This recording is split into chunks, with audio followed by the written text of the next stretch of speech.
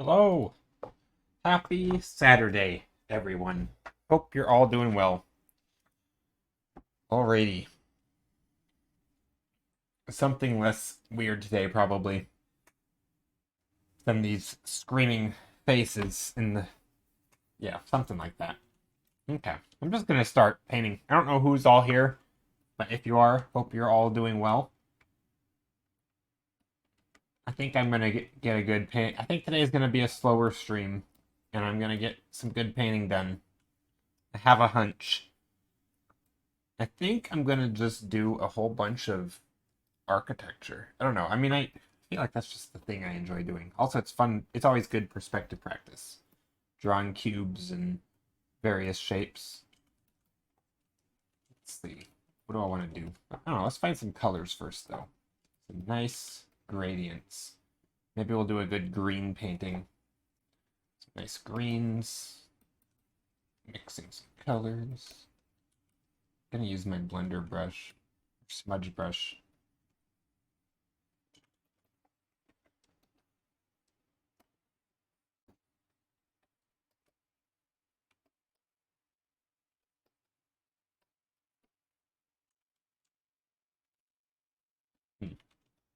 Already I feel like there's a tiny little shape in here that I kind of like, and it feels like it's poking up from like a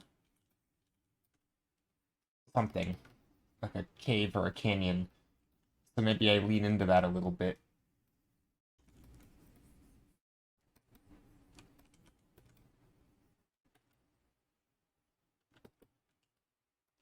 No, I don't think I want to stop here.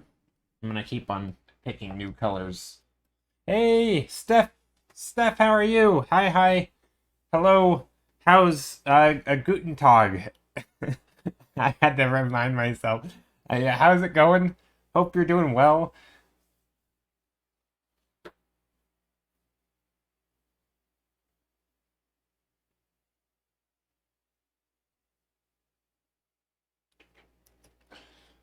Hope you're doing well today. I am. Did I tell you? I let's see. I need to catch up on yesterday's chroma core sketch. Environment inverted jungle, and today is magical lantern. Yeah, I'm not gonna do. So I wanted to do the inverted jungle yesterday. I didn't do really any art yesterday though. Um, any day that it aligns with the stream, I'm definitely gonna do it. But yeah, are you gonna do all of them, or what's your plan with chroma core? Inverted jungle seemed fun. I guess I could do that today on stream. I'm not going to though, probably, but we'll see. I might do something like it for one of them. All of them? Dang, that is intense. That is that's a lot. I might slap them all on the same canvas actually. Oh, that'd be cool. That'd be cool. Depending on how many there are, especially for like environments, my goal is to do them as sketch. Okay, are you gonna stick to like when you did your interior sketch the other day or the other week? I don't know when it was.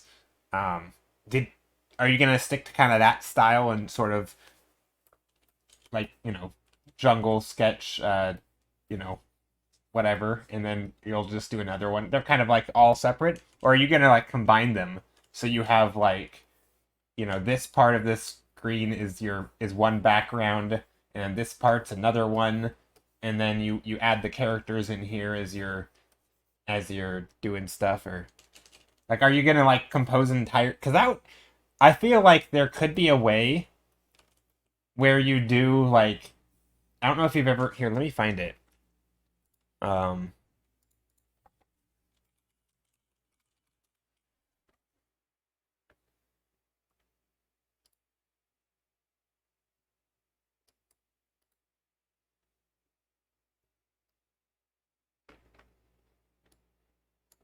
what am I looking for?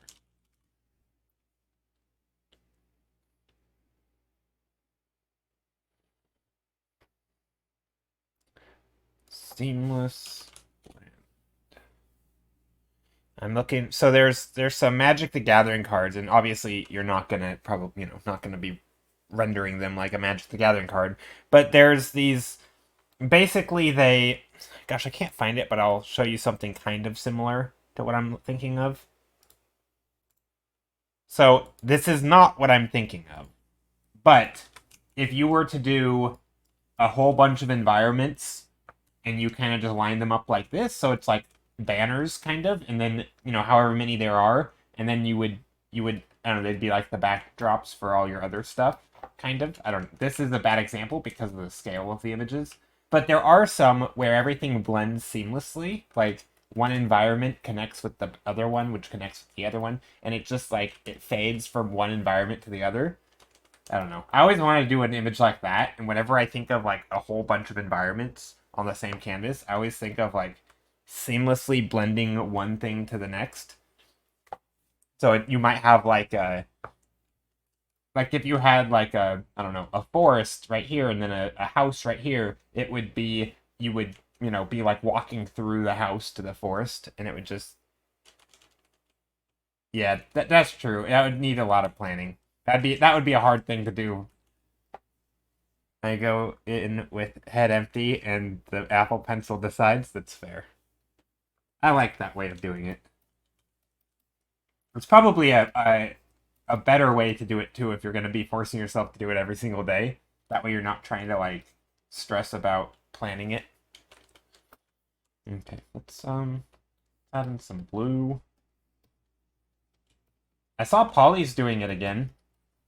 I like his stuff.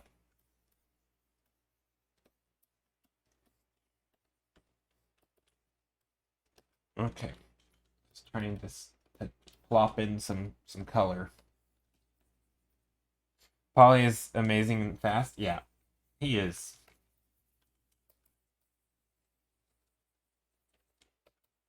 Okay, so there's that.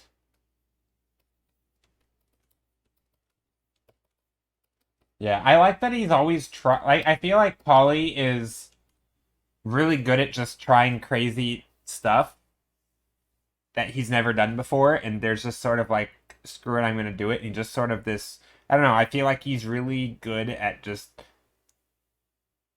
I mean, I guess you could call it pushing yourself, but I don't really feel like he views it that way. I think he's just has an idea and goes for it. I think a lot of people, I mean, because I think when, I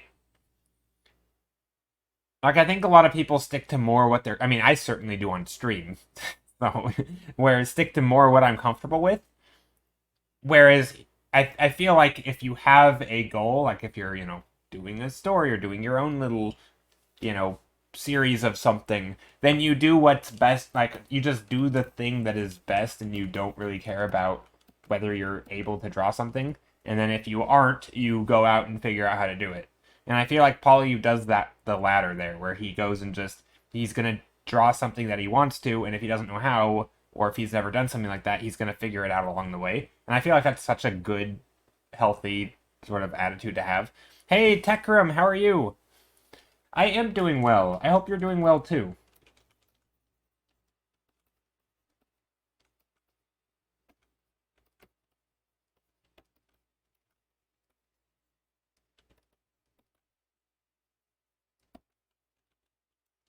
Some nice little mountainy areas. We got our blue and yellow up top. Oh, you know what? We should put some red in. We're gonna go old school, like, fancy painter style, where, like, back in the olden days, not really, like Hudson River School painters. I need to absorb that mindset. Yeah, it's a tough one. I mean, I think if I'd like to believe that I have that if I'm not painting on stream. But when I'm painting on stream, I absolutely do not have that mindset. I mean, because I'm more focused on streaming to some degree. But yeah, it's definitely a good mindset to develop. The sort of do the best thing. I mean, this is what people tell others when they do their, you know, their own comic or something. And it's like, you just tell the story the best it can be told. And if that requires you to do an interior scene and you're mostly a character artist, go do an interior scene, right? If you want to do some wide angle landscape to really set the scene, do that, because that's what you need to do to tell the story, even if you've never done it. And I think it's hard I don't know. It's definitely hard if you're not too afraid to fail. Like if you can't allow yourself to make something bad. But like that's also how you make something good. Is I don't know. It's I always feel like it's very paradoxical, and I don't know why our stupid brains struggle with that so much. It always seems like a giant paradox where it's like if you want to get good at something, allow yourself to fail, but you don't want to allow yourself to fail because you want to do good work. You know, it's like it's I don't know, it's silly. Stupid brains being stupid, I guess.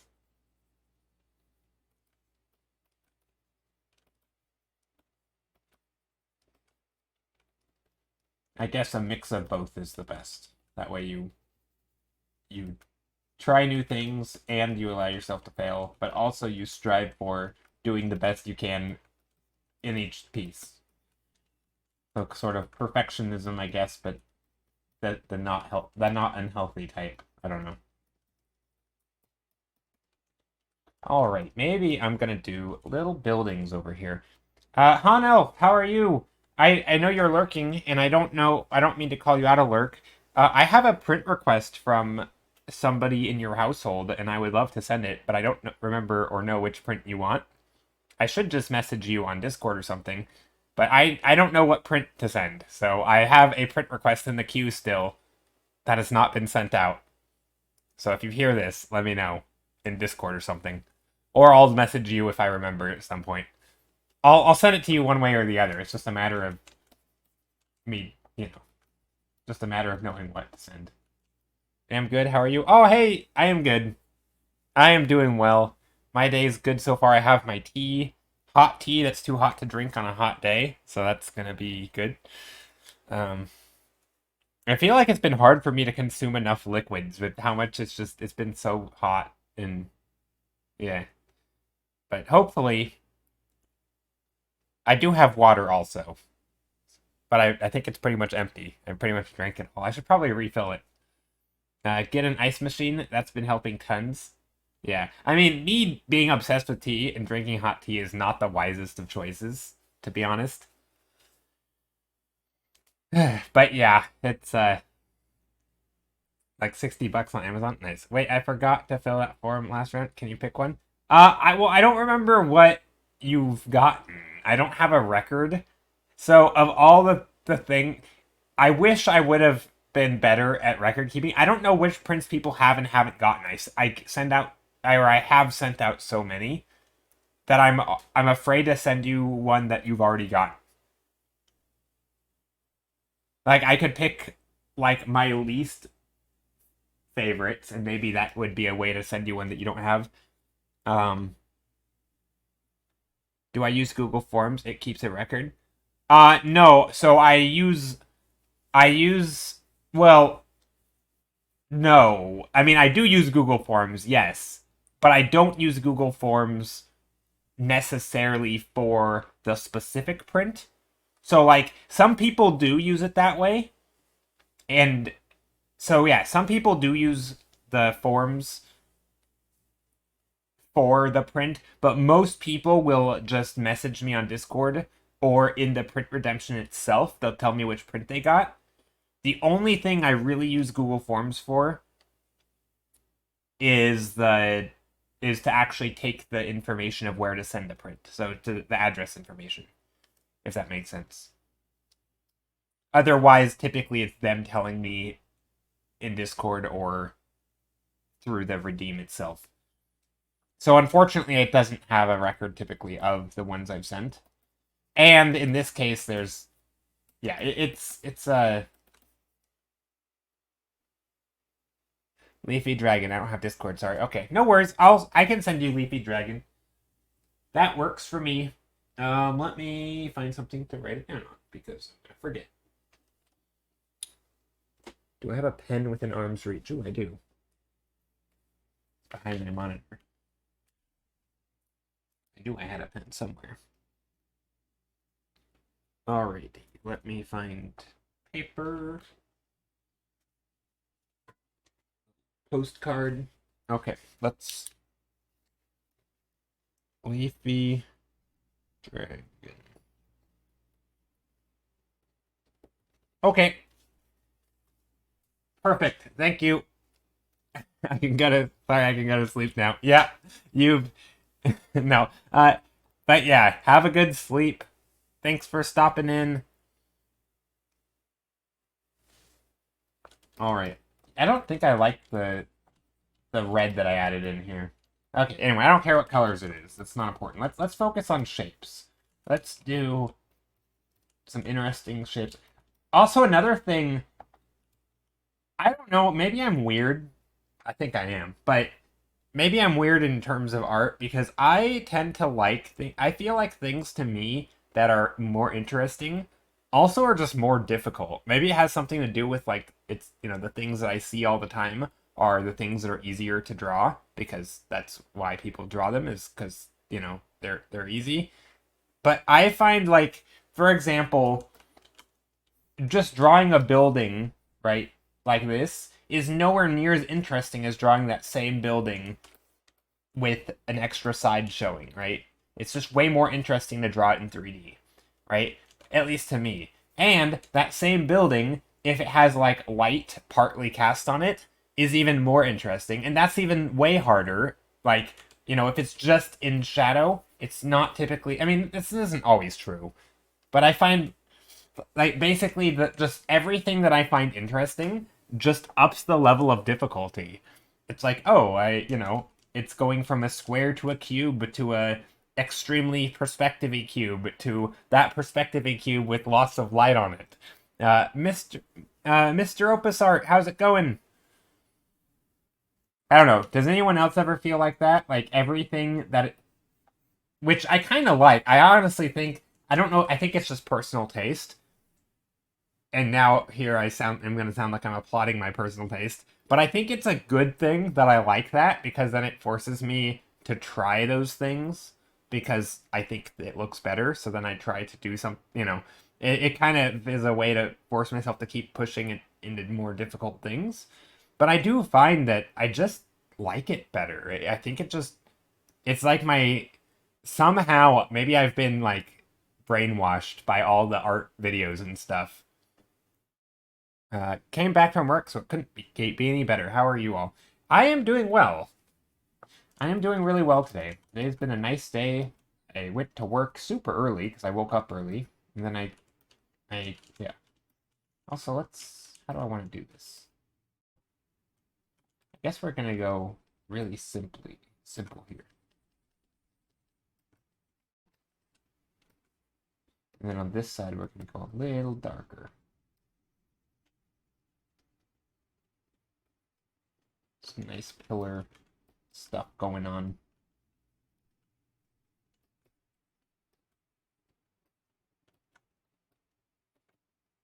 And then, of course, we need... Do I make this really tall? I could. I could make this really tall.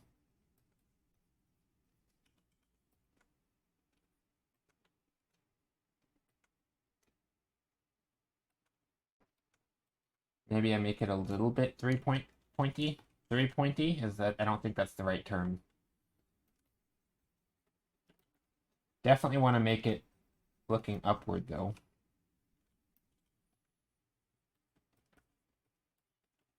Something like that. I feel like this is going to be an interesting... No, it's not that interesting. It's just a tower, I guess. But yeah, I don't know. I think there's something interesting I could do here.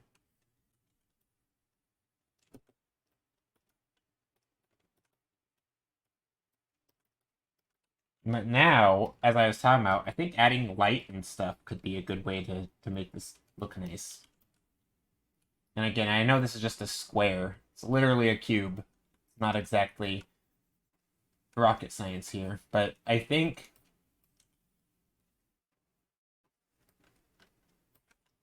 adding some shapes.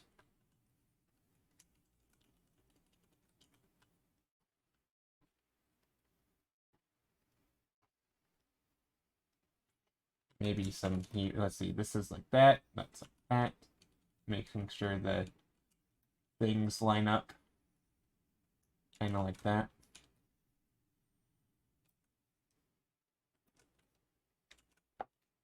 Okay, let's see, what else? Maybe just some actual lines here as well. Grizzly Manager, thank you for the follow. Hope you're doing well. Okay, so there's a simple cube. Let's do some other stuff. What if this is actually some other shape in here? We could go like I don't know. Maybe it goes this way. And then we have the underside of this cube. Could do that. I don't know. Anyway, I'm not too worried about that. I guess we can figure that out later. Basilisk, hello! Maybe I move this whole thing over. Thinking of composition now. I kind of like the idea that it's sort of on a point. So we have like a... This comes out here, like that. Maybe something like that. So, Steph, are you working on Chroma Core right now, then? I assume that's what was implied earlier. Or maybe not. Maybe you're mustering up the energy to Chroma Core. Yeah? Okay, nice. Nice, nice. You definitely have to share when you're done. Okay. I don't know what else I want to do here. Maybe I'll put these little towers back here as well, just to make a more interesting shapes, but instead of just doing it in the centerpiece, I will do them over here.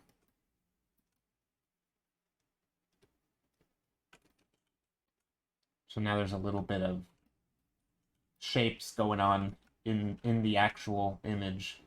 So there's like that shape, and that shape. And sort of a, I don't know, that's kind of a triangle-y thing, but not really. You know, that could be a thing. Okay, I think I'm done with that thumbnail. I think it works for now.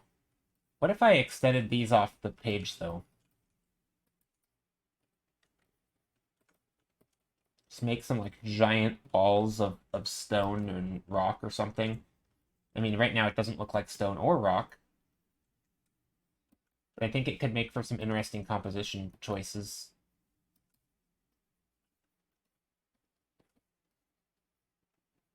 Ooh, maybe. Okay, so another thing I do oftentimes is, like, frame my image. Like, if I have a tree here, I'll put a tree here. But instead of putting a tree there, if I wanted to put a tree back there, I could put it back here. So it's still in the same spot. It's just one is pushed further back.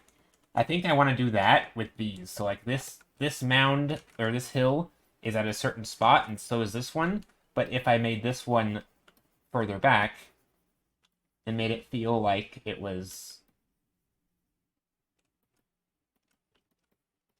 There's more depth to it. So the position... Oops, I also...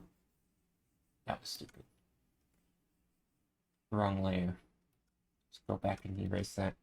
Maybe you can draw it as if the rock had fallen from the sky and it was attached to the earth in a strange way. Ooh, that's a good idea. Leblebby. I'm still bad at names. How are you? Hey, Basilisk, let's take a look. I'm working on thumbnails for a piece featuring Skittles' silly little Gorb character. Let's take a look. No, this is adorable. I love it. I love the Gorb character. Gorb. A little orb. I made him into a statue with moss on it. That is amazing. That is great. I am fine so far. How are you? Just Turkey is so hot these days. Yeah, the whole planet is hot these days. But yeah, how hot is it for you where you are right now? Luckily for me, it's still kind of almost morning, so it hasn't quite gotten hot enough today. But yeah, I think it hit 100 yesterday for me, which is 38 Celsius. Luckily for me, though, because I was snooping temperatures for people I know, like Steph. I looked to see what her temperature was in where she lives. While it's technically like a degrees colder for her, which is still super duper hot. She has like really high humidity, which would be killer. So like, it has to be way worse for like somebody like Steph than me. I don't know how hot it is for you. It depends on where you live, obviously. I'd be curious. And is it very humid? Because for me, live in a very dry heat area, so it gets quite hot, but it's basically a desert. As an art streamer of talent, a master of hue, a brush full of magic, a canvas anew, with strokes of genius you paint and create a true inspiration, an artist first rate. Beautiful poem. Beautiful. Def Code, how are you? Hope you're doing well. Istanbul is now 33 Celsius. Ooh. That's pretty hot. That's toasty. That's hotter than I ever want weather to be. Okay. Let's just simplify everything. Just trying to work on values, not really worrying about colors. I do think I'm gonna want something in here, but I'm not really too sure what it is. I don't think it matters right now. But what about Constantinople? I hate that song. So in the grocery store that I work in, that song used to play like every 3 hours. I assume you're referring to the song. But yeah, that song, the thing that sucks is that the beginning of the song, I actually I like the music part of the song. Like every time I heard the music, it's like, oh yeah, this sounds like a good song. And then they start singing, and I'm like, no, you've just ruined it. Like it sounded good before you opened your mouth and started singing about this stupid, yeah, this whole thing. It's like, what? Wait, there's a song. Yeah, I think you don't know the song. My goodness.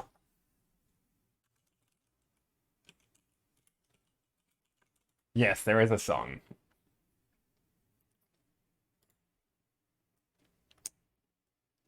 It starts out as a kind of as a bop, and then they start singing, and I'm like, no, why?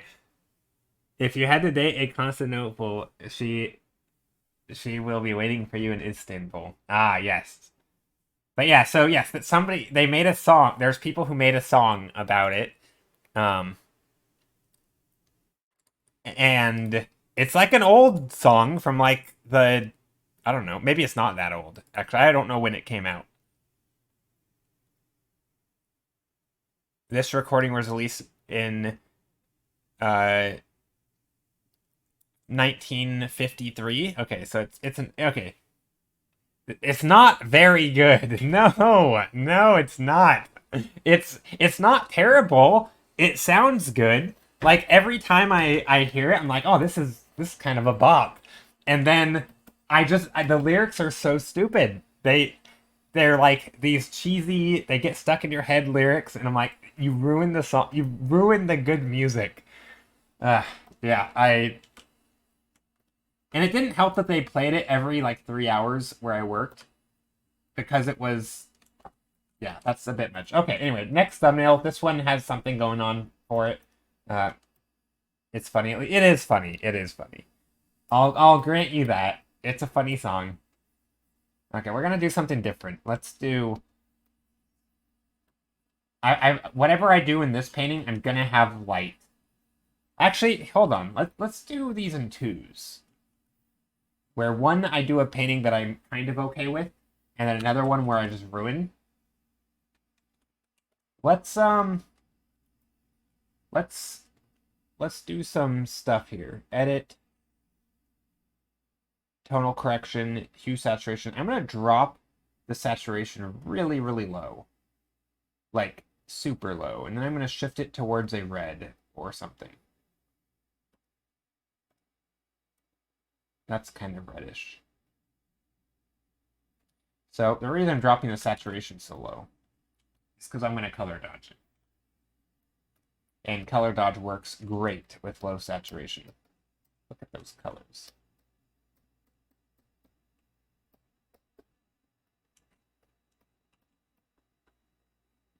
So it'll be coming from there. And I realize this is just backlit, but we can still do some lighting up here. Or maybe we do it side lighting and we light this side. I kind of feel like it would make more sense. I don't know if it would be actually a watt light up there. That's kind of silly. I love the glow dodge lasers. Yes, glow dodge lasers are so good. Unfortunately, it works kind of like, well, I don't want to say it works like overlay. I mean, it works very predictably, but it's certain colors, because of their lightness or darkness, and because of their intensity that you normally use them at, like blues, it's very hard to color dodge blues. Like if you're putting a color on top of blue, it almost always looks terrible unless you make it really, really gray, which and dark, which then allows for it to both increase in lightness and shift the what do you call it? And shift the hue. But yeah, some colors just don't look as good. I find reds and anything with red in it, reds and purples and oranges, and very gray versions of those to be really, really good for color dodge. And glow dodge in this case. But yeah, it's a really fun way to just slap in some color. Ooh, let's do this. Let's put the light here. And this will be like a path. So I'm gonna repaint some of this. Oh, let's do this. So I'm just doing this to get a color palette, basically. I'm not actually trying to paint something nice right now. It slaps in that oomph. It does. It really does slap in that oomph. Vampire Queen, thank you for the follow. How are you, Vampire Queen? Okay, so this...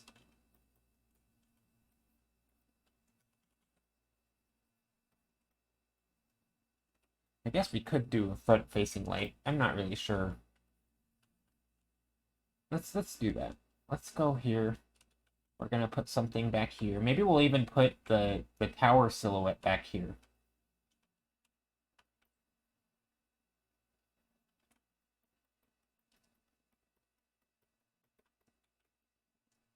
I'm just trying to figure out how I want to do this.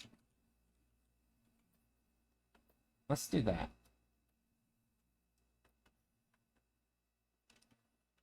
Okay, maybe not the greatest. Okay, but so I'm going to take this. I might end up ruining this, but basically I'm just going to take these colors and start playing with it a bit. I don't actually care if I ruin it too much. Again, I already have this one, so that works.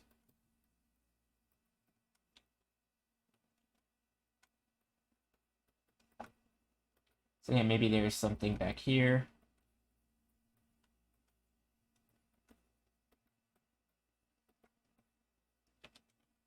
Maybe some light. I feel like this whole thing, let's just make it larger. I'm just going to copy literally my whole image. Well, not my whole image, but this tower thing.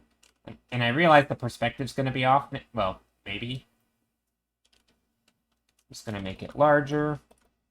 And then I'm going to really focus on down here. I'm going to focus on the blues and the grays. Also, let's put a little bit of, let's see, dark color behind the image. Maybe the blue. Vampire Queen, how are you doing? Hope you're well today. Okay, I think also if I do this, I should maybe move it ever so slightly. I don't want to move it too much. This is one of those things where even though this is an object, like right here is the full object if I were to outline it, I don't really want it on a third because, or like on this right here, because if I put it right here, it's actually, I think it's going to feel like it's too far to the right because I think the mass of the object is like right here. Like this is where our brain tells us it is, right? Because this is where the light is and the contrast. So even though the object extends into the middle of the painting, I think that's okay. I mean, again, it doesn't matter. Like, you don't have to follow any silly rules.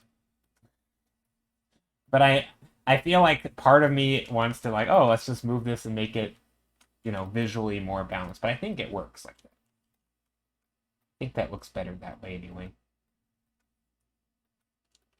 Okay, I like the idea. Maybe we bring in something. Ooh, let's wait. Thumbnail from a previous stream. 6 from this one. 1, 2, 3, 4, 5, 6. Ooh, that was from like a few days ago. Nice. Also, I screwed up, and I made it really hard for myself to find. Oh, that's the painting we did.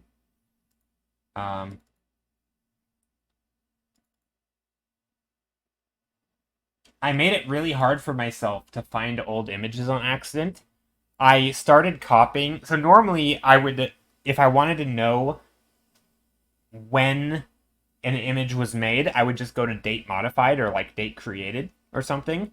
Maybe date created, something like that. But the other day I was trying to copy files over to my external hard drive, and I started to, well, I wasn't going to copy, I was just going to move them.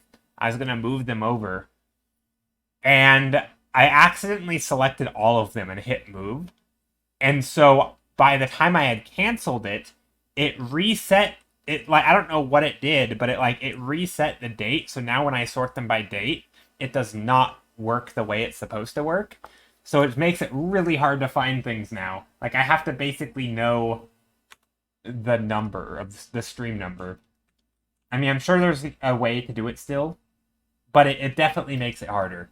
But anyway, luckily if it's one that I can visually identify from the thumbnail, like if I know what the, yeah, it's a little annoying, but yeah, if I know what painting I did that day, then I can typically identify it because I can very quickly browse by thumbnail. But yeah, it's kind of a pain, but it was needed for me to move all of my stuff over to my external because my hard drive was getting a little full. Okay, let's come in here and add in some additional little stuff. I feel like we want a little blue fire or something. A little blue light. Not if super focal pointing. So here, I'm making my screen black and white. This is what I see.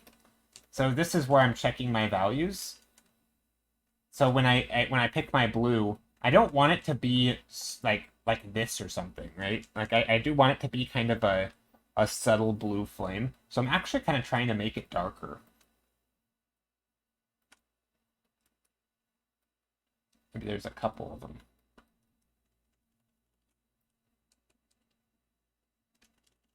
I don't know. Some sort of blue fire could be cool. Or I could put it in this side, actually. Maybe that would be better. Let's do that. That way we don't have the light on the same plane. Let's do this.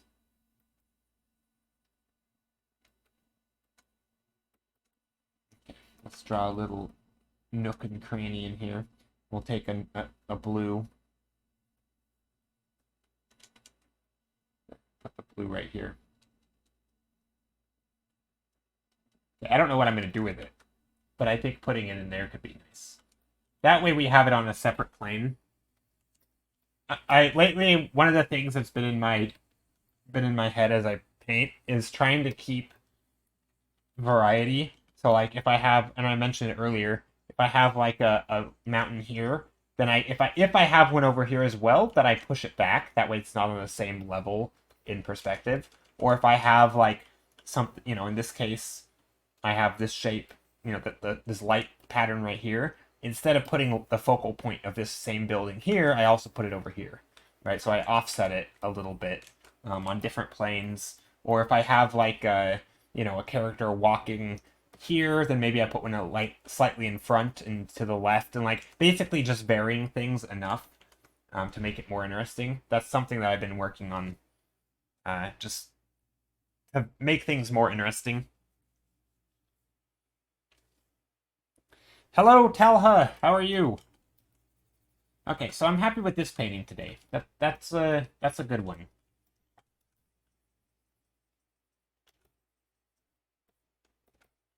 I think it's a good one. It's weird to compliment my own art like that, but I can be excited about my stuff, I suppose. I don't know. I feel like it's a crime though. Like I'm gonna get, I don't know. Like there's some penalty for saying a nice thing about your own work. Do you guys ever feel like that? Like you're not allowed to be nice to your work? Not like in a super negative way. Like I don't think about my work ever really negatively. Not like but it feels weird to say it out loud, like on stream. I don't know. Yes, but like I feel like I'm a person who's very positive about my art in general. Like not just my art, but like doing art. Like I don't tie my worth to my art that I make or whether it succeeds or not. Like I can just have fun messing around with an idea, and if it doesn't turn out well, I can be like, okay, let's try that again or something or later. Um, like I don't need the instant gratification with art really, but so in that sense, I think I have a very healthy mindset to it towards it. However, it still feels in it like I guess my problem is isn't that it's an art critique thing. It's more of like a I don't know, like an anti a humility thing. I just feel like it feels like you're not I don't know, part of it feels like braggy-ish kind of. Braggadocious, is that the right word? I don't know if that's the right word. Oh, I wouldn't judge you for thinking highly of being proud of something. However, if I am proud, I feel like I'm gloating. Yeah, that's the thing, right? I feel like it comes off as like I just I don't know. I never really in my life have I been the person to be like, I did such a good job, you know, like, oh, look at me go. Like I would never say that because it does sound like you're gloating or bragging kind of. But I feel like and maybe that's the thing. It's like I don't know. I feel like it's still good to be able to be like, oh, I think this is working out. Okay. Anyway. All right. Next painting. So yeah, I'm gonna do these in twos. That way, I just do an iteration on each one. I guess I could do that here as well. Let's do that. Well, nah, not yet. Maybe we will in a moment.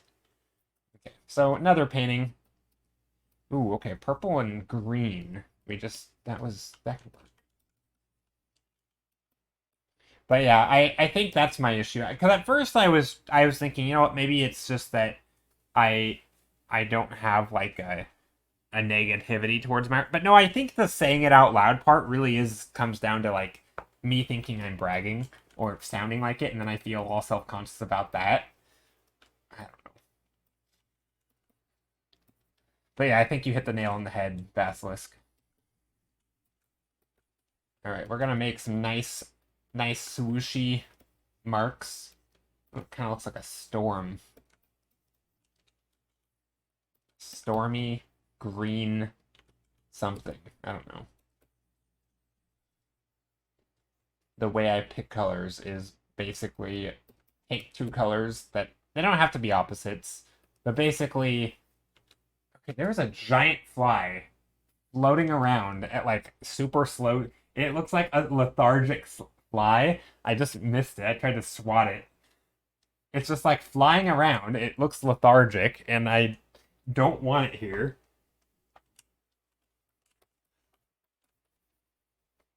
Please, no fly. Go away.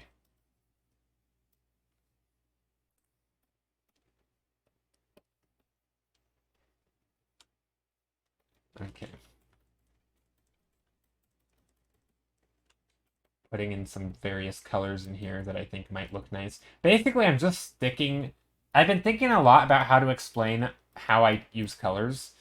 I really think it just comes down to picking colors that are... So picking warm and cool colors, and then picking colors that are nearby. That's basically it. Nothing wrong with self-praise.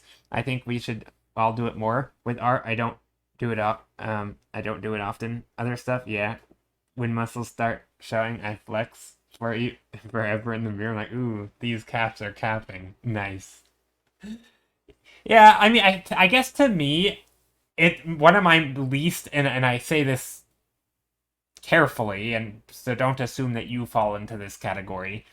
One of my least favorite like character traits in people definitely has to be like a huge ego and like gloating and there is an element of like it has got to be one of the things that annoys me about people the most. So maybe it's just like I'm always like I've leaned too far to the other end.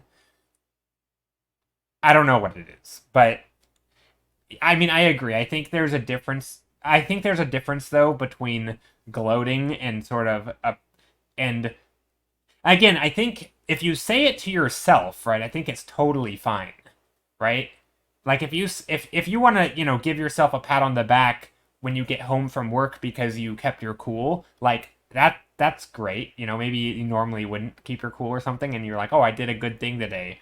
Or maybe you did a nice piece of art and you really appreciate it and you're really proud of yourself, so I don't know, do a little dance or like I totally am on board with sort of self praise, but I think once it becomes public, it's almost impossible sometimes to separate between gloating and sort of being proud of yourself. I, oh, most of the artists kind of need some ego because we all think we suck. Well, that's the thing. Like and this is the thing. Like I personally don't feel like that.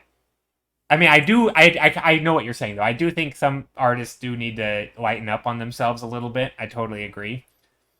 Um, but I think for my issue is more about the say like I because I'm streaming, right, and I you stream and Steph streams.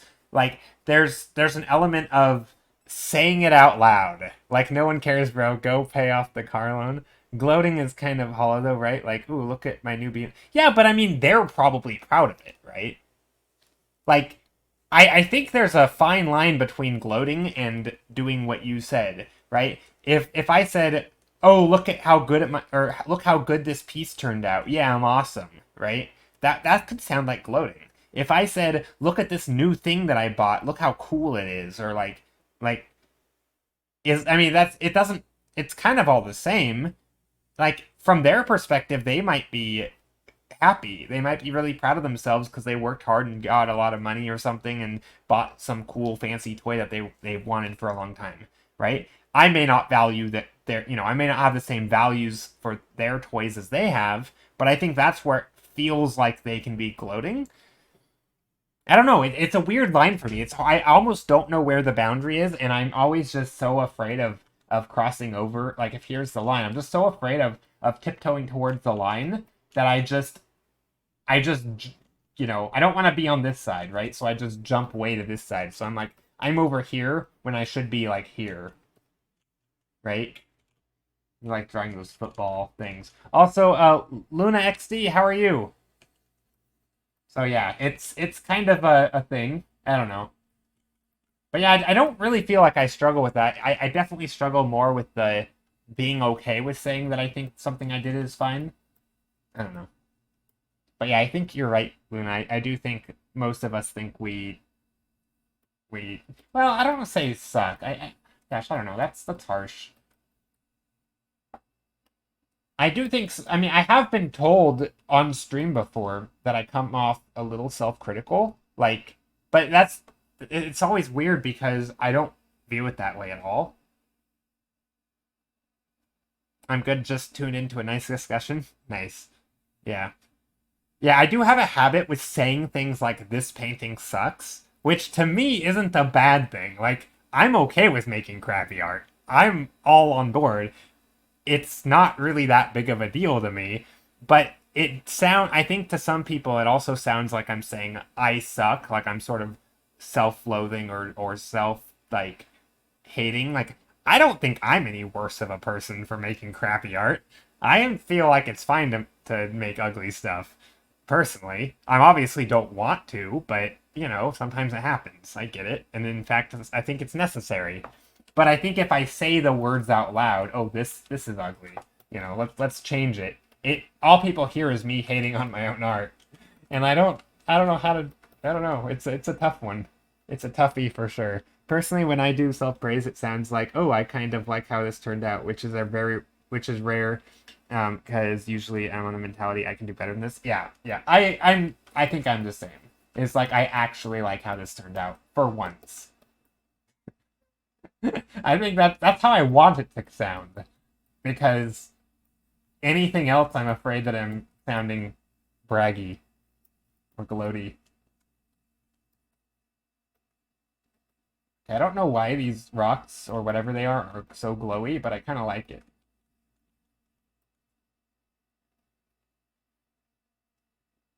For once, yeah. For once in my life, I am happy with my art. Just once. Also, I know you've been in here before, Luna XD, but I feel like I mostly know your name from other people's streams. I don't know whose streams though. OMG in Istanbul is playing. Did it autoplay? You're welcome. What is this world? What do you mean it's playing? Did you click the link? I linked it.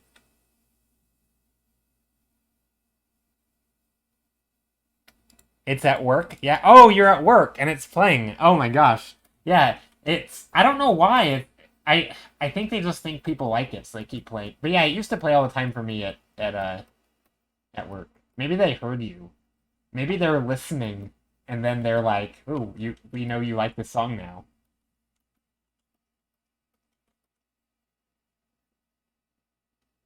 For those who don't know what I'm talking about, we were talking.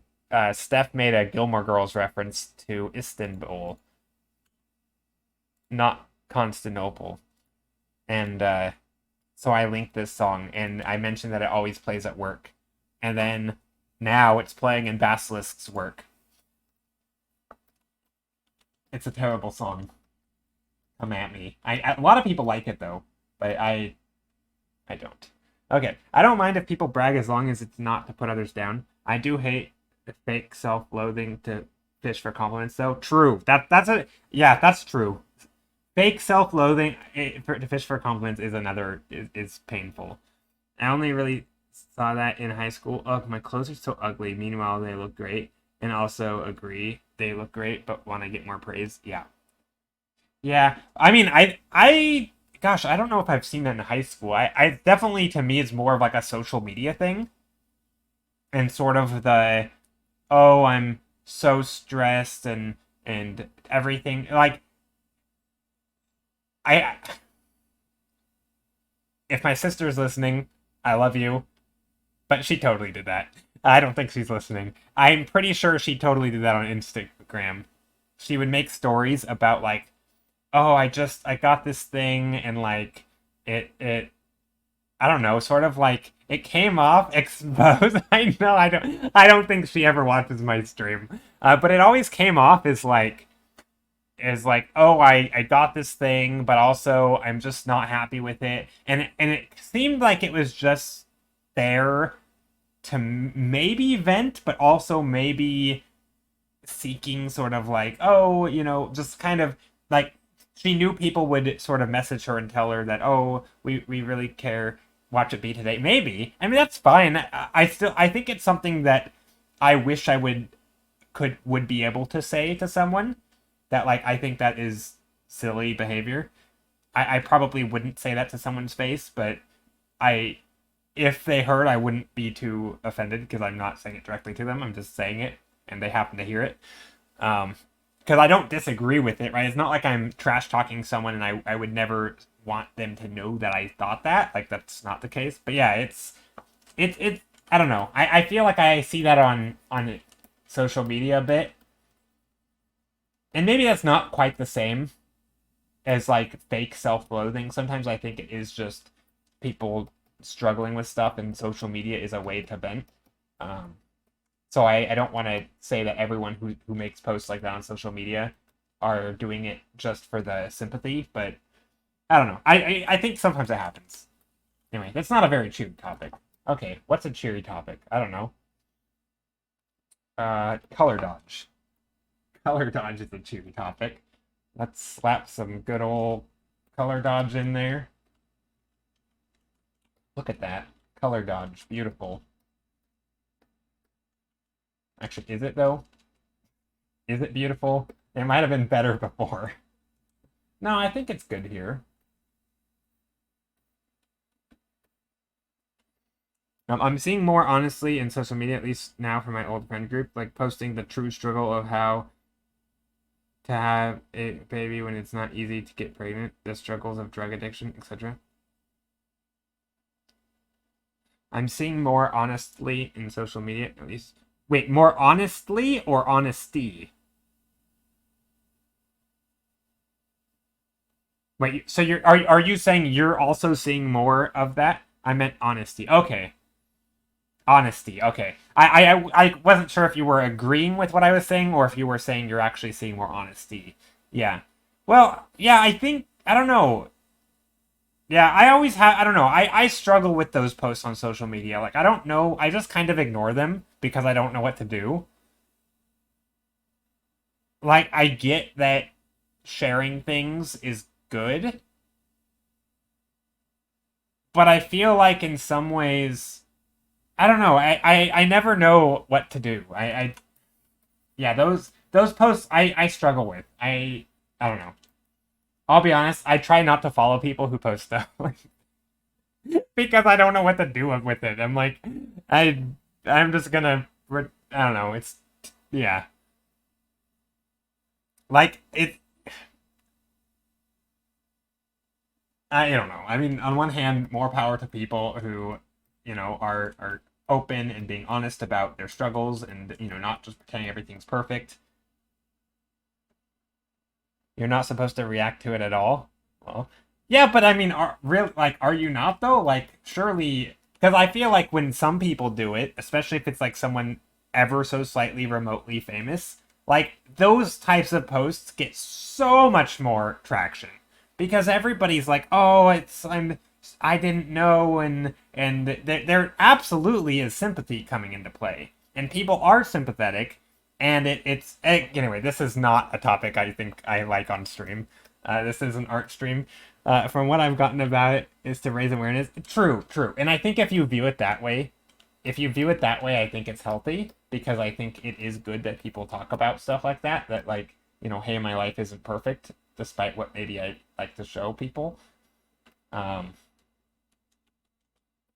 but yeah, I don't know.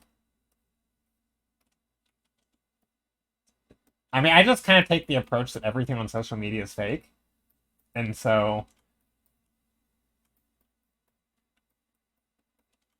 like to some degree, I mean, heck, even me on stream is fake, kind of. Not really. I mean, it's still me, but it's like kind of. I mean, the conversations that I have, the things I talk about, it's all very intentional for the most part, unless I get too ranty and I just go down the rabbit hole.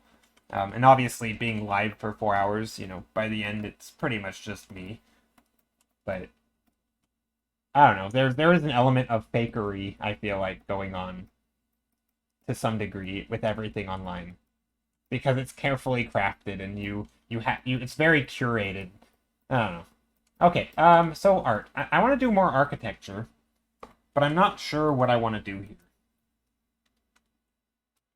Maybe we'll do little houses or something.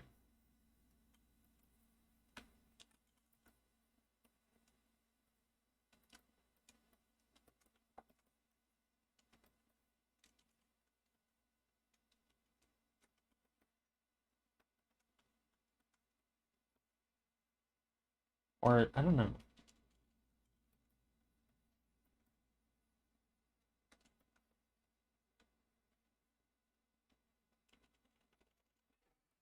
Kind of like this shape here, but it shouldn't be dark. Maybe we put some light or something. Yeah. I guess going back to social media because this is a topic that I do find interesting. I think for me, what strikes me as weird is that there's that extra incentive, right? There's always the incentive to do well on social media, right? So even if you're being honest, the fact that you're posting it to social media makes me feel like there's always a way to play it up. There's always a way to make it a little bit more, right? There's like that's like everything. I mean, this and again, this goes even on stream, right? If you're gonna be energetic, there's a way to make it a little bit more, right? You want to articulate yourself, you put a little bit extra care into making your words more clear, right? You be a little bit more interactive, and I feel like everything's just a little bit extra on social media, and because of that, anytime there's something sort of extreme, like, people being open and honest about what they're going through, there's always like this sort of, is it true honesty, or is it sort of honesty with an incentive to it's just, I don't know, it's a hard thing for me to totally buy, and so I'm never quite sure what to do. Like, I don't like to treat it as me learning about the world and about people, because I think there's better ways to do that than people's sort of curated content. And sometimes it comes off extremely genuine. Like, I'm not saying it's all totally fake, but it all gives me. Oh, there's a fly again. Came back. I don't know. Okay. Next painting. Next thumbnail, anyway. Oh, we've been live for an hour. Nice. I feel like we're making good progress. 3 an hour, that's 20 minutes of thumbnail. Not bad, I think, given that I'm pretty happy with all of them so far. Let's do an underwater scene. We haven't done some of those in a while. I don't know, maybe I'm just like a pessimist when it comes to online, because I spend so much of my time there. Everything's a lie. I don't know. Okay. Underwater scene. Let's go.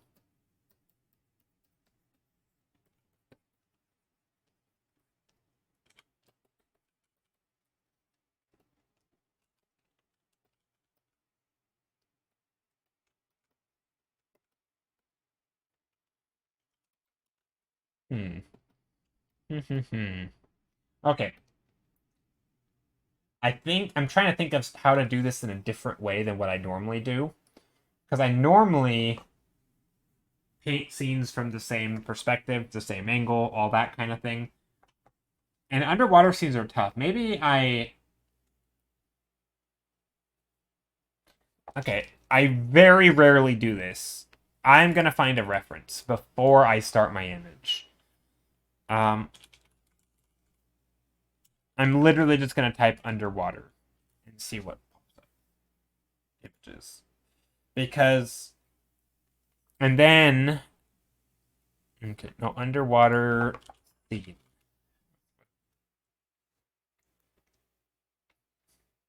Underwater photo. Hmm.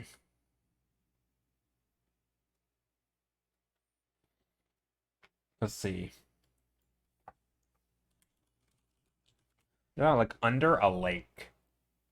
Ooh, that's cool. See, I like that. This is a neat image. Okay, so I think I found something for myself. So let me share it on screen.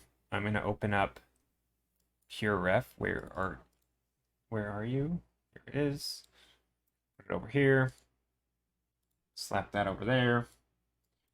Let me share what I'm looking at with you guys here. So I found this image of a bench or a bridge under the water. It's like flooded. I like this. I think this is a really cool way to do it. I could do an entire image under the water like this, where it's basically just a regular painting.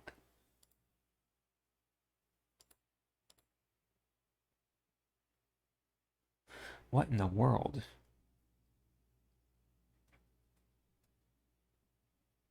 I have no idea what I'm looking at here. This is the most. I think this has got to be a photoshopped image, right? What am I looking at? Can anyone tell me what I'm looking at?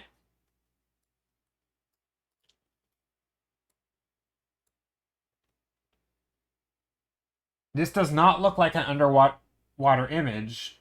It looks like these leaves and everything are dry, but then this person's What? What am I looking at? How is this an image? That's like a forest, yeah. But is this like a ring of water around it? But like, no, they're in the water, right? If the whole thing's submerged, what is this ring and puddle thing?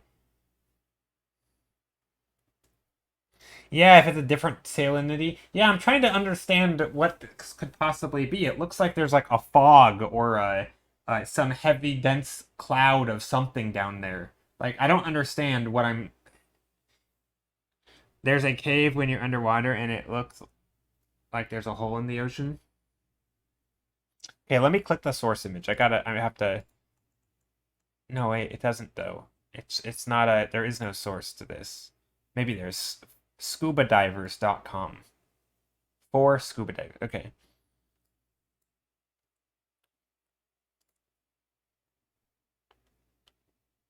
Okay. So it says, oh, they actually, I think they explain it. It says, this video clip is an excellent depiction of underwater helicline phenomenon. Okay.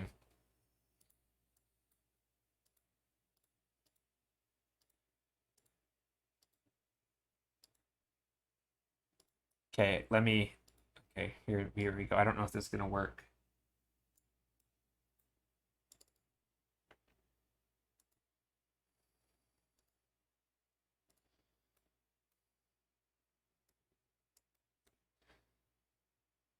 Okay, what's the phenomenon they're talking about?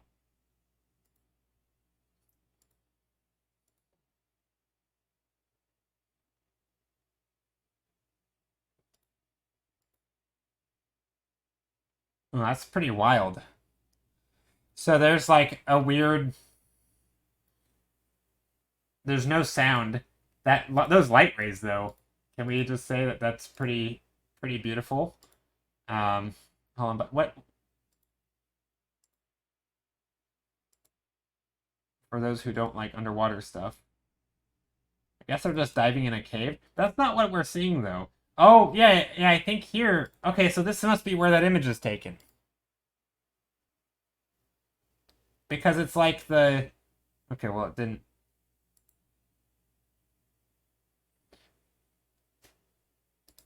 So it's like the light hitting the top. So it's basically like a spotlight, I guess, maybe. And then it's lighting. I don't know. It does look extremely clear though. It's kind of wild how clear it is underwater. I don't know. Anyway. All right. Back to art. Oh, not vote. Okay. But yeah, that's a weird image. That's like one of those reference images where it's like it's so confusing. Hey, Matrixer, how are you? Crispy, hello. Hello, hello. SpongeBob. Yeah, I don't. Maybe I'll add a little SpongeBob in here. Here's what I've done so far today. We've done some little images, or some thumbnails. I hope you're doing well, Matrixer. I do art in the underwater yesterday. Oh, nice. Underwater art's great. Want to look? Sure. Yeah. Do you have a link? You should totally drop a link.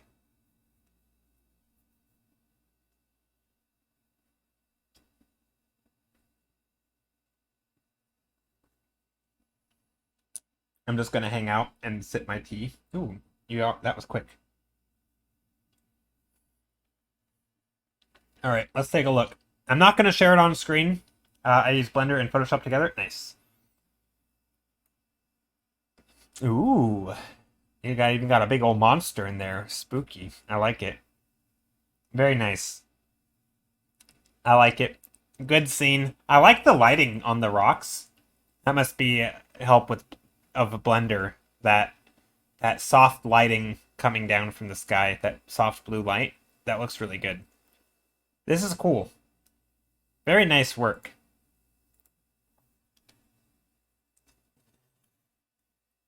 Very nice work. Yeah, so I think what I'm gonna do is do one of those images. So I'm gonna set my scene up kind of like that image that I just referenced. Not the one with the funky lighting, but the thing. So we still have the light coming through here. We have like a ground plane here. And then we have same light.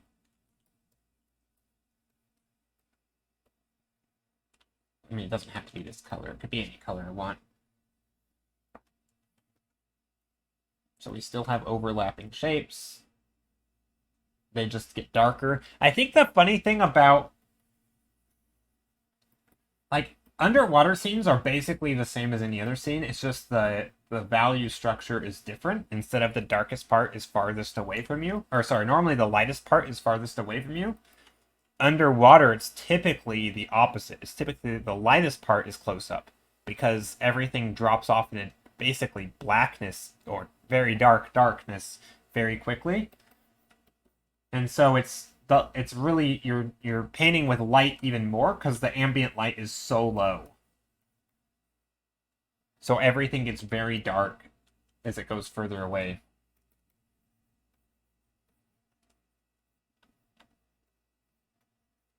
Which makes it hard to show some stuff, but I also think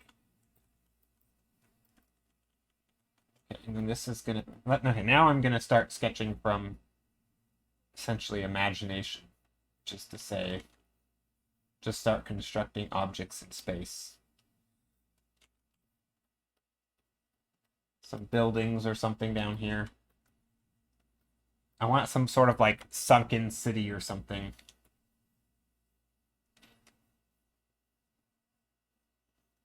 Let's go like that.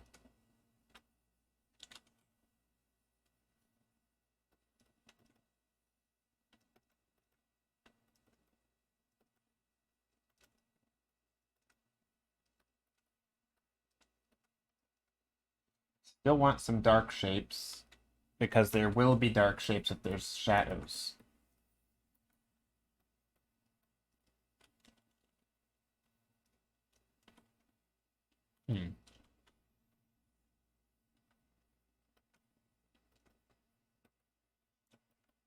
How do I do this? Basically, I'm sorry for the flipping of the canvas. I hope... Does anyone ever get dizzy when artists flip their canvas, if you're a viewer? Is that, like, a concern for people? Because I could totally see that being a thing. Just making people seasick. Stream sick. Or something.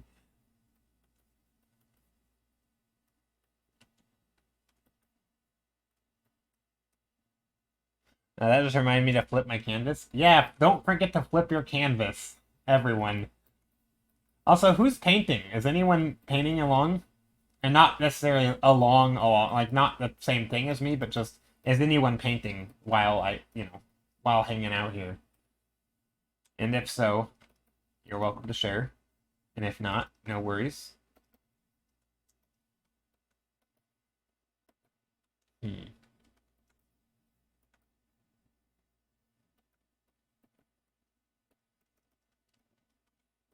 This is gonna be a little more green.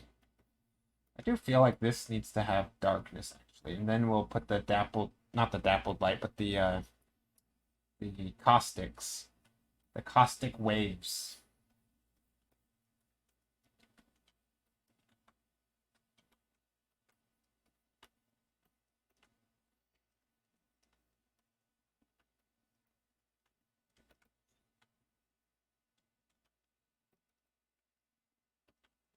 I wonder if color dodge would work here. It probably would. And I'm kind of just, I'm sort of just scribbling right now.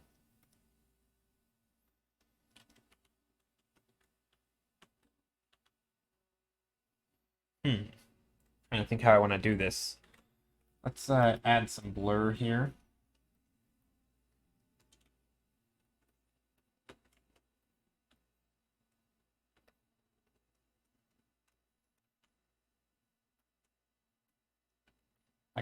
I feel like I should be looking downward.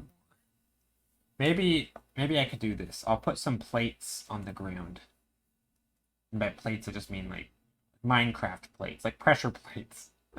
Just square objects that are vaguely in perspective. I'm scribbling too. Hopefully it looks like something in the end. It reminds me of Europa from Destiny 2. You good, man? That definitely triggered me to flip my canvas. Yeah, yes, flip your canvases. Got it. Okay, so you're all painting. That's good. Glad you're all painting. Or does it even matter? Oh. I feel like I don't know that song. I'm so bad at reading lyrics and knowing what song people are talking about.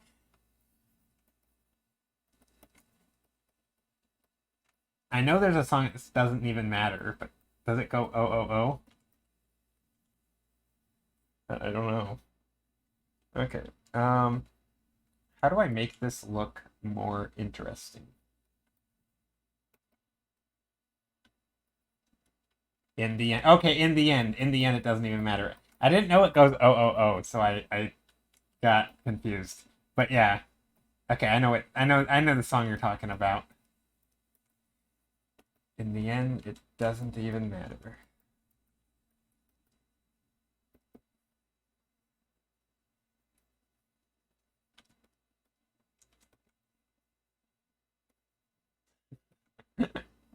Okay.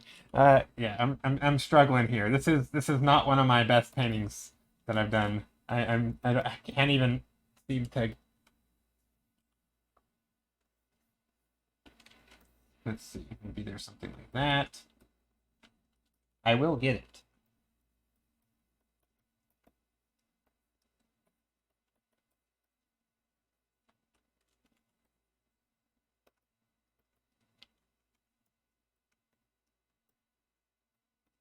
Oh, I should copy you and do the lasso thing.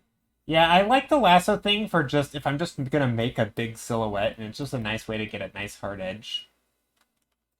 Are you doing an environment? I find the lasso tool quite nice for environments.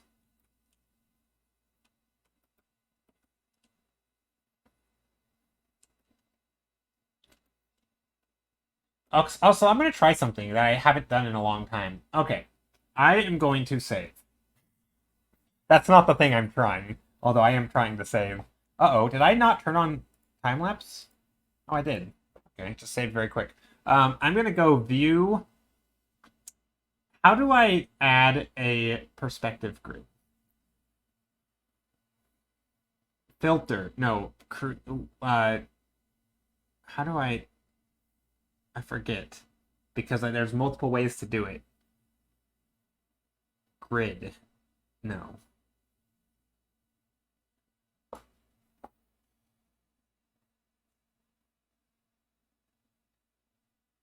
Layer ruler. Layer. Thank you. Thank you, Crispy. Layer, ruler frame, create perspective ruler. 2-point perspective. No, we're going to go 3-point perspective.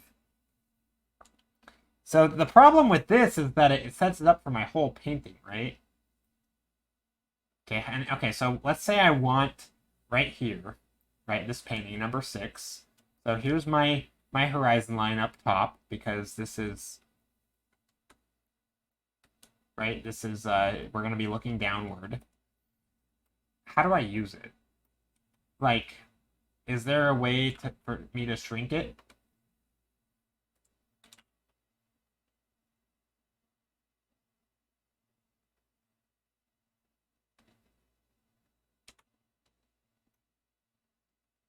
Nope, that duplicated it.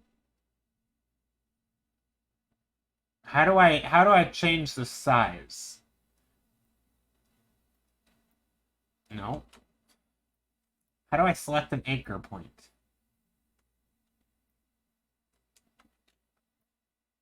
Come on, anchor points.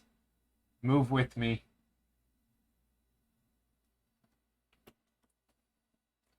I don't know. I don't know how to use this. I don't know how to use the basic tools in this program. What am I doing? I'm because like this works. This isn't 2-point, but like these lines hardly converge, which isn't very 2-pointy. And then the third point is like also it's upside down. Like I wanted it 3-point perspective looking downward. Okay, hold on, let me Google.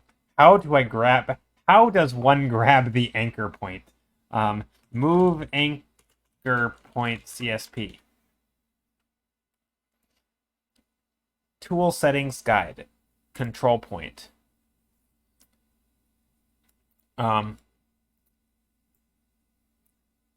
Configure how to edit control points. Okay. Dragging.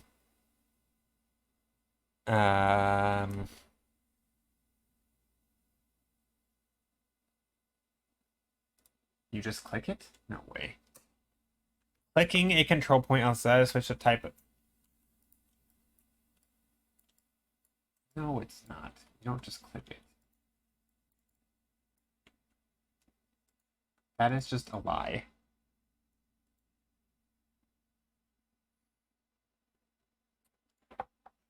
Move perspective tool points. CSP. Moving a perspective ruler. Dragging on the plus.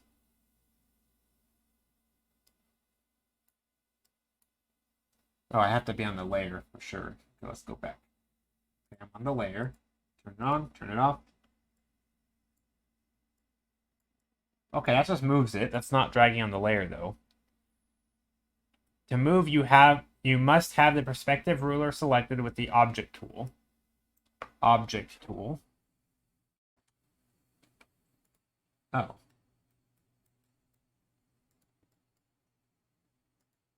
Object. Ah, I've got it. Okay, hold on. Okay, I've got it. Thank you, Google. Hey, how's the day going? I'm good. I'm just struggling to figure out how to set up a perspective tool because, well, I'm pretty bad at.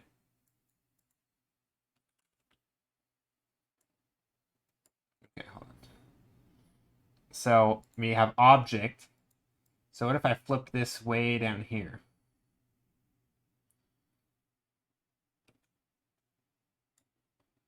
And now this should be in proper 3-point perspective. So hold on. So with object, I can move this point inward.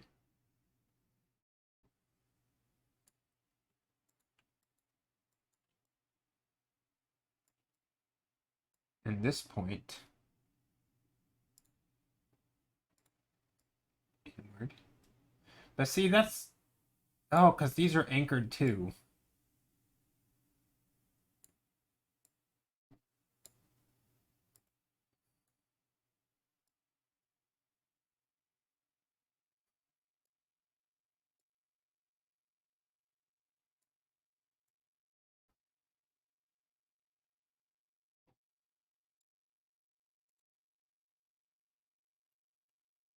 Something like this. Sorry, this is requiring intense concentration. Crispy better than Google. Oh, need to... Oh, shortcut is O? Yeah. Crispy is better than Google. Okay. Because I had to move the points because I'm trying to do it just for this. Okay, let's see if this works. So, new layer. All right. Here we go. Thank you, Crispy. All right. So here we go. So this should be in perspective. So if I want to draw an object like this, we're looking downward. We're in 3-point perspective. Look at that. Look at me go. It looks like I know what I'm doing. Look at my beautiful, clean lines.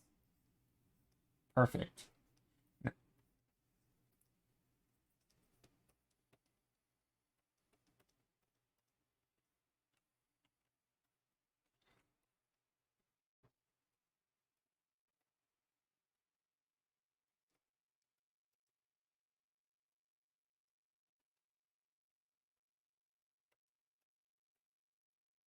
Okay. New layer. So now, is there a button I can turn off the perspective ruler with? I guess I just make it not visible, right? And then it goes away. Let's see, if I turn it off, does it just vanish? Okay, it does. Sweet. Okay, so I have my general grid here. So now I can basically just eyeball stuff.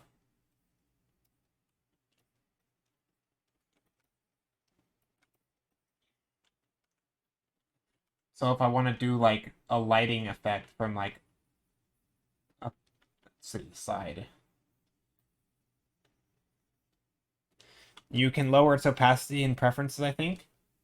No, that's fine. I wanted to be able to paint freely. Ooh, I see. Messing around with the CSP perspective tools.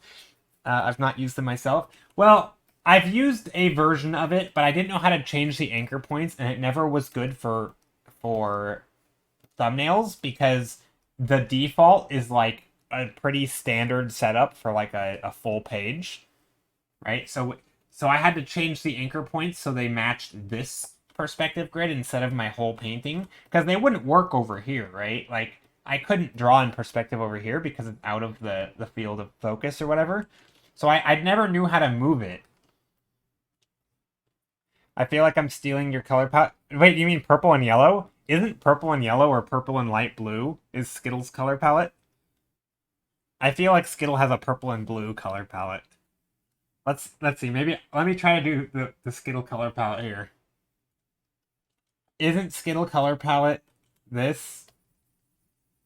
Blue, pink, and purple? Yeah. And then you get like a light orangey. Basically this. I mean, basically this, to be honest. It's this, I think, but a little bit more purple.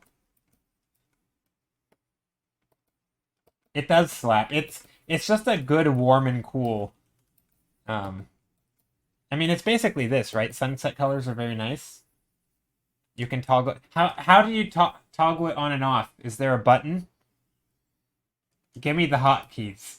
Sorry, don't mean to be demanding.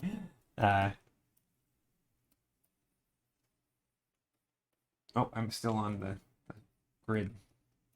I'm still on the grid, like in a spy movie or something. Isn't this pretty much Skittle color palette right here? Or am I wrong? I feel like he does a lot of this stuff. A little bit of blue, too. Maybe some blue.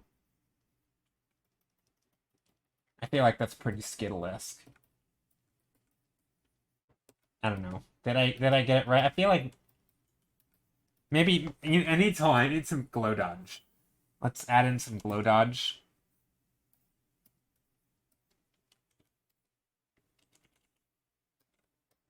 I'm trying really hard to be Skittle right now. And then I'm going to make a new layer and merge visible. And then I'm going to smudge. Whoa, that was a lot smudgy. I feel like this is pretty Skittle. Yeah. Skittle, do you typically do much... now I'm struggling to think. Do you typically do much direct light? Because I know that's been a thing that I've been trying to do a lot lately. I do like that color scheme. I'm a vote for number 7. We're getting raided by Carson. Welcome in, Raiders.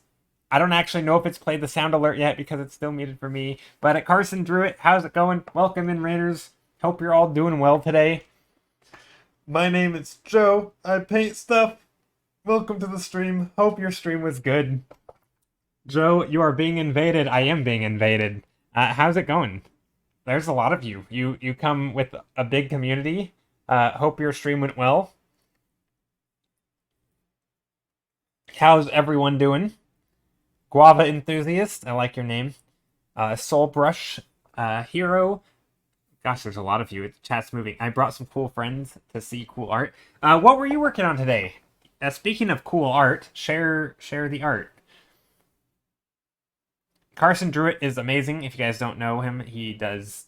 Well, I mean, his name says it all. He drew it. He does it. He does the art.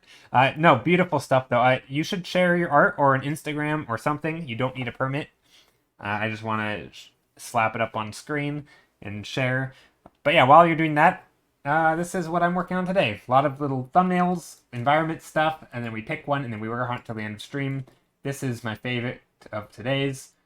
We took this one and just color shifted it, and then I slapped in some color dodge. And so it's, yeah. I was doing a fan art collage drawing. I can drop a link to how it looked this morning if you like. Oh, I'd like that. Yeah, and maybe a link to your Instagram or Twitter or something. That would be great. Your environment art is absolutely gorgeous. Wow. I love the coloration and sense of composition and color you have. No, thanks. I appreciate it. Yeah, I like to do a lot of... Here, let me close some of these other windows. Ignore this. This was last stream's painting. I wasn't sure what I was doing. I was mostly just focused on, like, the paths and stuff. And then I'm like, you know what? We're just going to put some faces. Brilliant? Okay, I stop. I wouldn't say brilliant. That's just ridiculous. But thank you. Thank you for your kind words. No, I do a lot of you know, just this kind of thing where we take a bunch of thumbnails, we pick one. In this stream, we pick number 3, and then we start painting on it. So here we go. Boom. That's where we ended. So we ended with this. Again, it's not. I don't typically do finished work on stream. I typically do, you know, one stream paintings, kind of just the process of sketching out ideas, picking it, and getting it to a point where we could finish it. This is certainly by no means finished, but it's a start. So yeah, that's kind of what I do. But anyway, I'm waiting for a link because I want to see Carson's art. This looks gorgeous. Thanks. Just wait until you see Carson's art. Or did he? Oh yeah, he already posted it. I missed it. Okay, hold on. Here we go. I don't think you were saying it to me. You were saying it to Carson. Now I get it. That makes a lot more sense. There we go. Look at this. So Carson has the patience of a monk. I don't understand how you do line art like this. I get anxious just looking. No, okay. Let me backpedal here. I don't get anxious looking at your art. I get anxious imagining myself making this art. Like having to sit down and do all these little lines and all the hatching or whatever you call it. That makes me like, yeah, no. But it's beautiful. It's amazing looking. Amazing. Look at all the... Yeah, seriously. I'm honored. Yeah, I hopefully you didn't take it as your art makes me anxious, because no, that's not probably the intended vibe. Also, yeah, look at all the references though. I see. Okay, we've got a Godzilla. We've got a... Is that a Kirby? Something. We've got... Oh gosh, there's so much stuff in here. There's a Sonic. There's Hollow Knight. There's Vivi from Zelda. There's I don't know all these. There's the Halo dude. Is that the Halo dude? I don't know. What else? Oh, there's a little cat thing. I don't know half these characters. There's Batman. There's Kirby. There's the thing with the tongue. I don't know what that is, but also it's the Zelda. Just triangles. Is that the? Gosh, what is that? What's the name of that game with the big robot and the creepy girl? Or maybe it's not the creepy girl. Maybe it's just the robot. I don't know. It was meant for you, Stiller. Also, I stalked Carson, and I must say, as impressed as I am for the piece, I saw the kitty. Yeah, there's the kitty. There's so much stuff here. This is great. Here, I'm gonna hit that button. Okay. Oh, there's Cloud. No, is that Cloud? I don't know what that is. It's like a dinosaur. There's so much stuff here. I feel like. So did you? Oh, the kitty IRL. Oh, there's a kitty. IRL. Oh. Did you have an IRL kitty on your stream? That's amazing.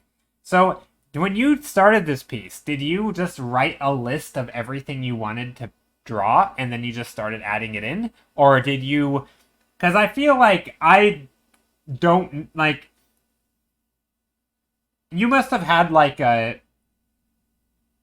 How's your approach to something like this where you have just a giant montage or a giant collage? Sorry, not montage.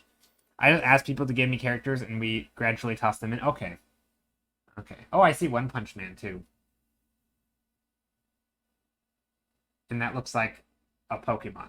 Staryu, maybe? Is that... I don't know. There's so many characters in here. This is ridiculous. Because I'm thinking if I were drawing this, I don't think I know this many characters. Like, I vaguely know them.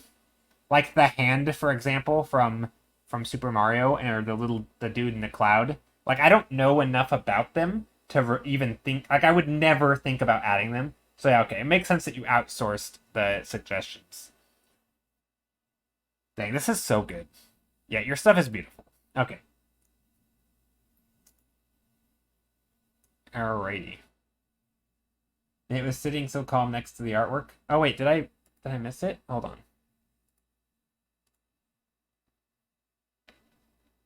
Oh, you mean, okay, on the stream. Gotcha. Gotcha. Okay, so, also don't forget to hydrate. Carson, also, I realize you just ended stream, so if you are going to go lurk and take off and eat and whatever, have a good rest of your day. Thank you so much for bringing community over.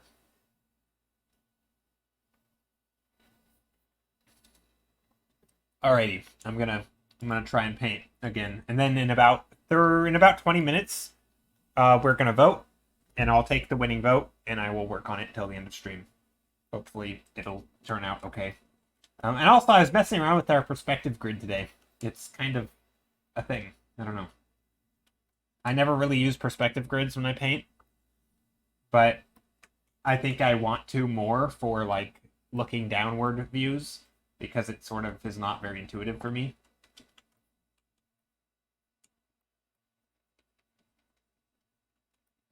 Just blocking in some values here. But I'm just doing this, so normally I don't start my paintings in grayscale. I also normally start them in color. But I am today, because, or at least with this painting, because I just did some blocky things. Let's do some lighter background.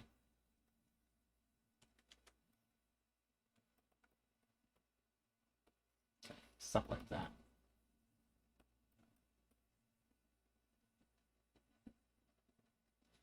Lots of perspective. I think. How do I want to do this?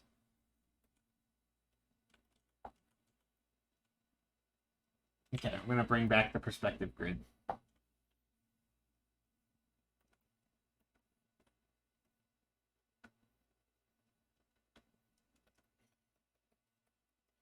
Something like that. And then maybe here. And then here.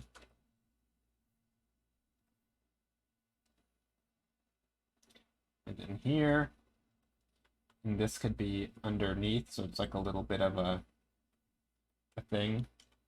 And then maybe there's another layer here. So we're going to do like these terraced looking things. And then this one can come back here. And so maybe that's what I'll do. So I'll just... Oh, what just happened? Oh no, I was on the wrong layer. How do I... Oh no. All right. Crispy, you were helping me out earlier. Or anyone you know in Clip Studio Paint. How I was just drawing on my perspective grid layer. Is there a way for me to delete my grid or duplicate it without duplicating the art? You can put stuff from this layer on another. Oh, that's true. Okay, that's a good point. Thank you. I'm dying. Disaster. Okay, that's such an obvious solution. I don't know. I normally would have thought of that, but it's like I think this is a case where I've convinced myself that when it comes to the perspective grid, I'm hopeless. So, because I'm always convinced that I'm hopeless when it comes to perspective grids, that like my brain shuts down. It's like I don't know how to do this. It's like learned helplessness or something. I'm just nope. I just immediately go to the asking questions instead of figuring it out for myself. But yeah, okay, that was not that hard. Thank you so much for the solution, though. Yeah, thank you. I feel like I probably would have struggled for a really long time. Yeah, thank you very much, Hans Sneakers. Ooh, if you drew on the grid, I'd hope that's not disastrous. Yeah, it's not. Nope, you can literally just select it and copy it. Hey, it was panic mode, and I never feel like that with art, really. Like I mean, okay, let's be real. It's not panic mode. It's just a picture, and it was just a thumbnail that I did in however long. But still, yeah. Okay, not disastrous after all. False alarm. Only because you were there to save me. Okay. So yeah, I'm just trying to sketch some buildings or a building or something. I don't know. Maybe not a building, like some giant building. And this is like massive scale. Okay, I'm gonna slap in some color because this is getting boring. Let's do color now. Let's add in some blue, sky. I want it like a foresty scene because I'm a fan of foresty and greens. Yeah, that'll work. Now I'm gonna slap in some more dark green. Okay, I've now made my image black and white. So here, I'll show you guys what I'm seeing. I made my screen black and white, so I can take the colors and just start doing things like this. I can take the colors that I already have. I can make things brighter. Stuff like that.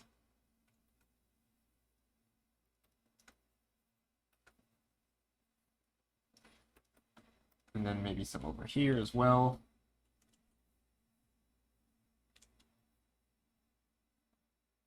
Something like that. Whoops, that's not quite what I wanted. That's okay. It's increasingly interesting to me as digital artists use their tools to the extreme positive. Well, yeah, it's funny because I don't normally use this. Is like the first day I've ever used this specific tool. And it's a little bit more, I would say it's a little bit more imprecise. Like, if I measure things out, I can do this without tools as well. Like, if I, were to tape something down here. In Photoshop, they had a really good way of doing it. You could actually set, like, an anchor point down here, and you could make a grid. So if I wanted to make a 3-point perspective, I could literally just draw lines where I want, right? So I could always measure back to my point. That might be down here. Oh, you can't see my cursor. So you could always see back down to my point. But in this program, it's not as easy. And so, because I can't mark a point out here. I could extend my canvas like this. And then if I wanted, this is going to look terrible for a second. So if I wanted, I could extend my canvas. It's just going to like lag or crash me. So many pixels trying to be filled right now. Right, so I could do this, right? I could mark like a point, if I want to do 2-point perspective. Also, why is this... Where did my paintings go? Let's move it way down here.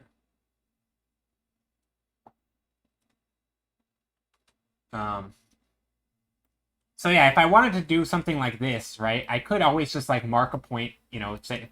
Right, I could draw it like this, in which this is much more as like traditional. Whoops, here's my horizon line, right? I could just mark a point here. I could mark a point here. And anything I do, I could relate it back to these points, right? So I'm just like, oh, I want to draw a line here. I just go here, and I could either erase it or something, right? Or I could just eyeball it. Right? And so I could do that with everything. I could be like, oh, here's this, and there's that, and, if I wanted to get super precise with shapes, normally I would just draw it. I would just sketch it out like this. Or if I wanted to rotate the cube, I would do that too. That's not rotated, whatever. Right? So I normally would do that, where I could just eyeball everything. And I would be okay with that. But when I want to get really precise, I do find that like measuring everything perfectly and figuring out how everything works, that's where it gets really tough for me in digital, because I don't know the tools that well. And so sometimes you actually, like, to do basic stuff, I feel like you have to go out and actually learn these tools that are not so basic. Also, how do I get back to my old size canvas? Let's do that. Oh, so let's delete that one layer. That way we don't have...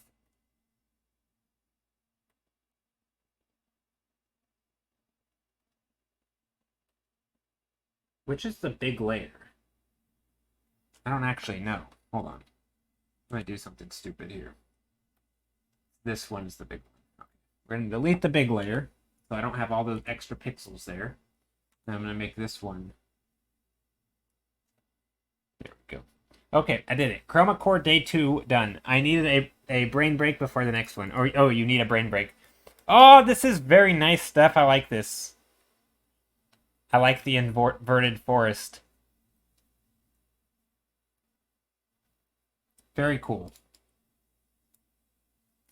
I like the yellow flowers. It is a very Skittle, what do you call it?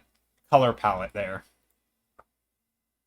Yeah, you did. You totally paneled some Skittle. Thanks for giving that little demonstration. It's really fascinating. Yeah, I think digital tools, I feel like, gosh, I hate, I mean, digital has so many things going for it, right? That the infinite editability of digital is amazing.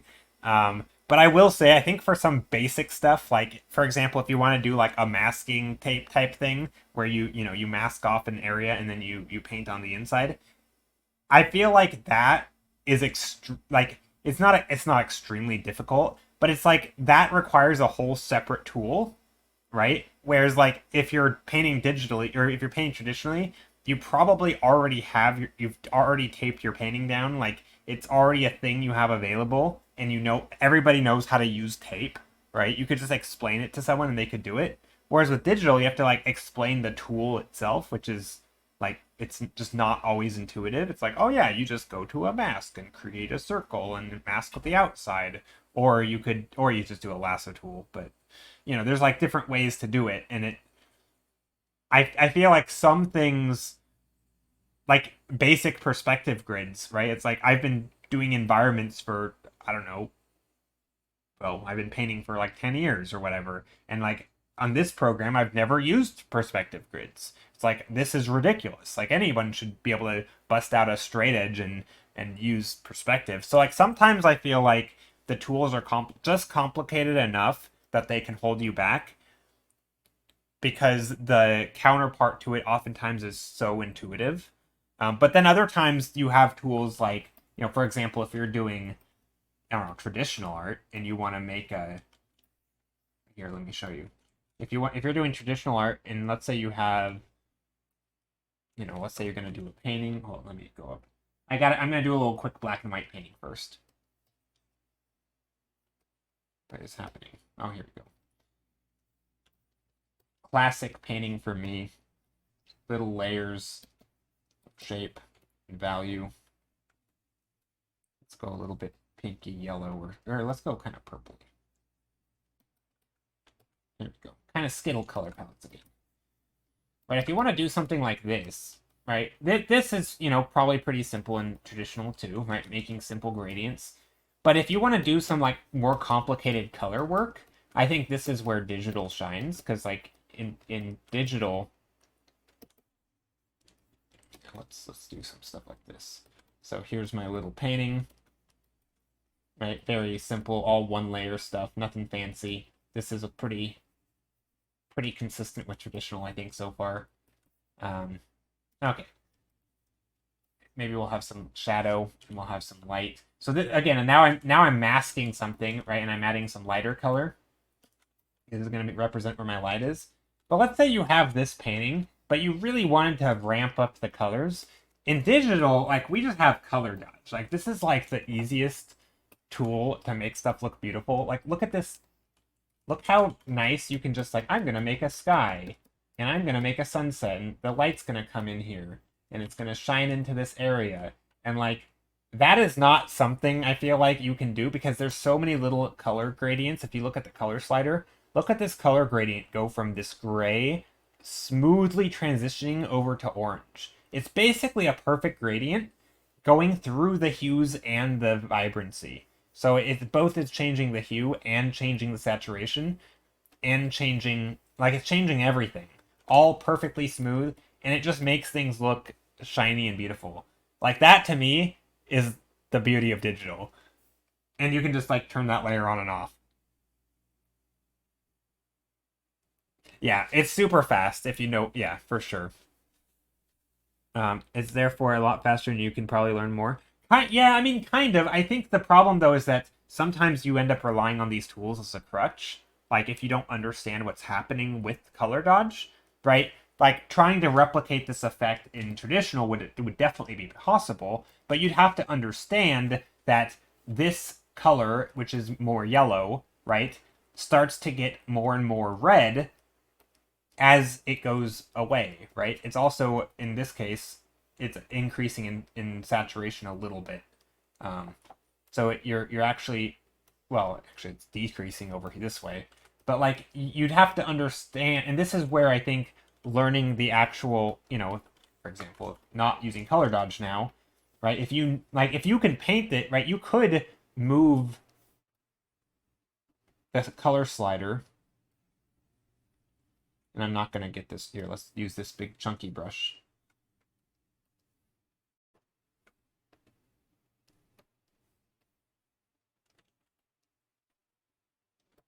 And this is not going to look good. Kind of, not intentionally, but you'll get my point.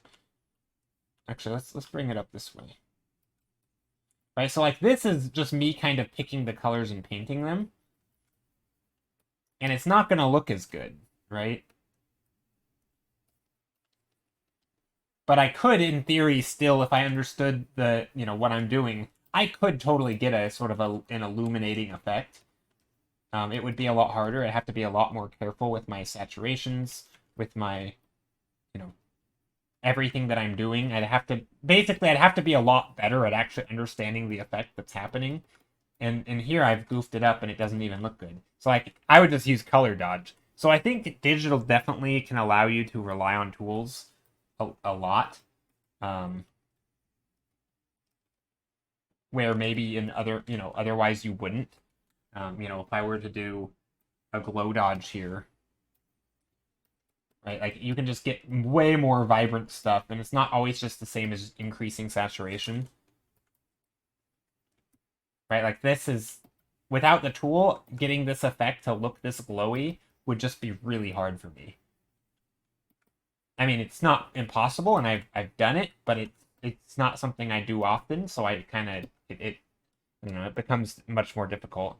Okay, go on my walking pad, so I will be far and slow to reply. Be good, y'all. Yeah, will do, Steph. Thanks for being here.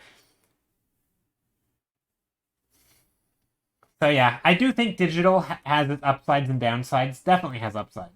Um, and I think definitely has downsides. I do think sometimes those downsides aren't talked about enough, which is like relying on things in easy way, doing things in an easy way and not really understanding why or how it works.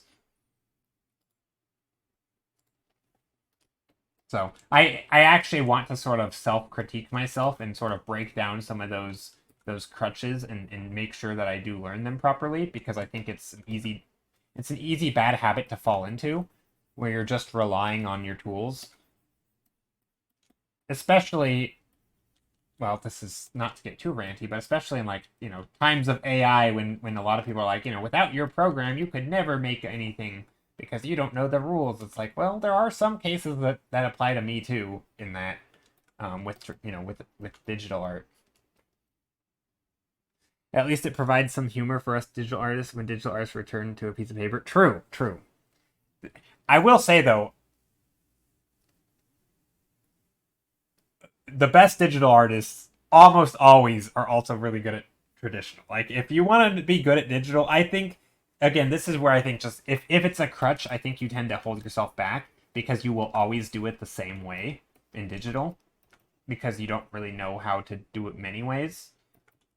Whereas if you actually understand it, then you can probably do it in paper too, because it's just, color theory and like drawing in perspective, for example. If you can draw in perspective, you can draw in perspective. Like it doesn't matter what tools you're using. But if you only know how to draw in perspective with a very specific tool, then good luck going back to paper because now you don't have those tools and you're going to be screwed.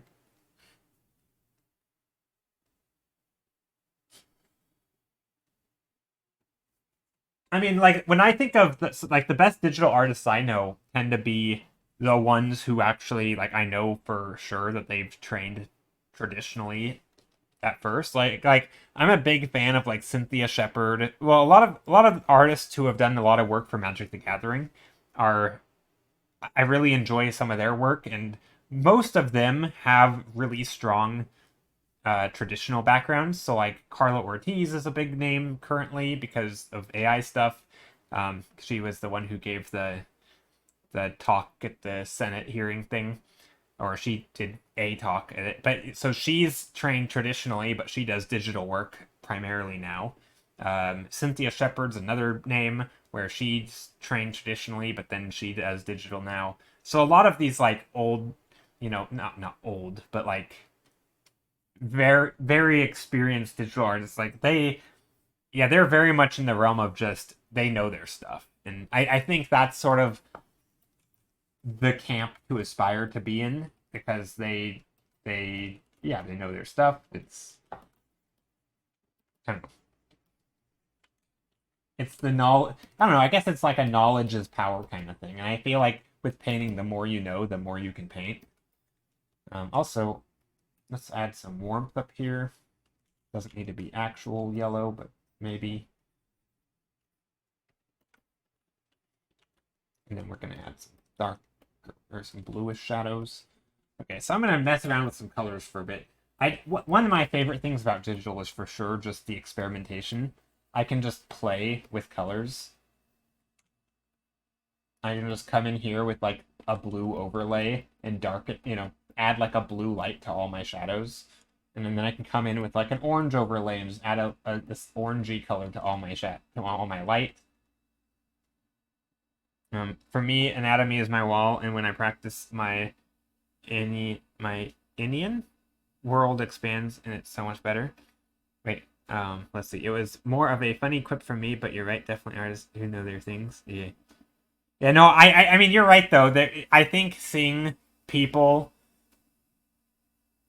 go from one thing to another and realizing that they don't know what they thought they knew is always, um, I think it is. I don't know if it's humorous or sad, maybe, because I think some people, and again, I think I probably fall into this too, but I think sometimes you don't realize how much you rely on certain methods or tools, and then when it all like it comes shattering down at some point, right? And I think I guess one of my goals as an artist is to be able to be flexible and not really, be able to paint in a lot of different ways, right? Not just be able to do it in a very procedural way, right? Like this is where I think, and I'm not hating on methods like the Loomis method, right? Because that's a very well-known good way to think about things. But like there is a point where you shouldn't have to start with drawing the ball of the head or whatever you call it, the cranium, the back skull part, right? And you shouldn't have to, you know, drop down or whatever, however you do it. I don't even know how to draw right, do something like this and then cut this part off. I don't, oh, why is it my lines like this? Am I on a weird layer? Oh, I'm on an overlay layer. That's why. I'm like, what's happening with my brush strokes? Right? So like, I think with the Loomis method, right, it's like you do the ball thing and then you cross it down and then you figure out where you want it to tilt. So in this case, if I do a head tilting down, right, but you also cut the sides of the cranium off, you figure the tilt. I'm doing it backwards, I think. You erase this. I don't actually know the Loomis method, by the way, because that's not how you do it, is it? No. What am I doing? Let's ignore this for a second. Let's go like this. Here, here, here. There we go. That's what I wanted. Something like this, right? So like this type of thing to like how to draw a head, I feel like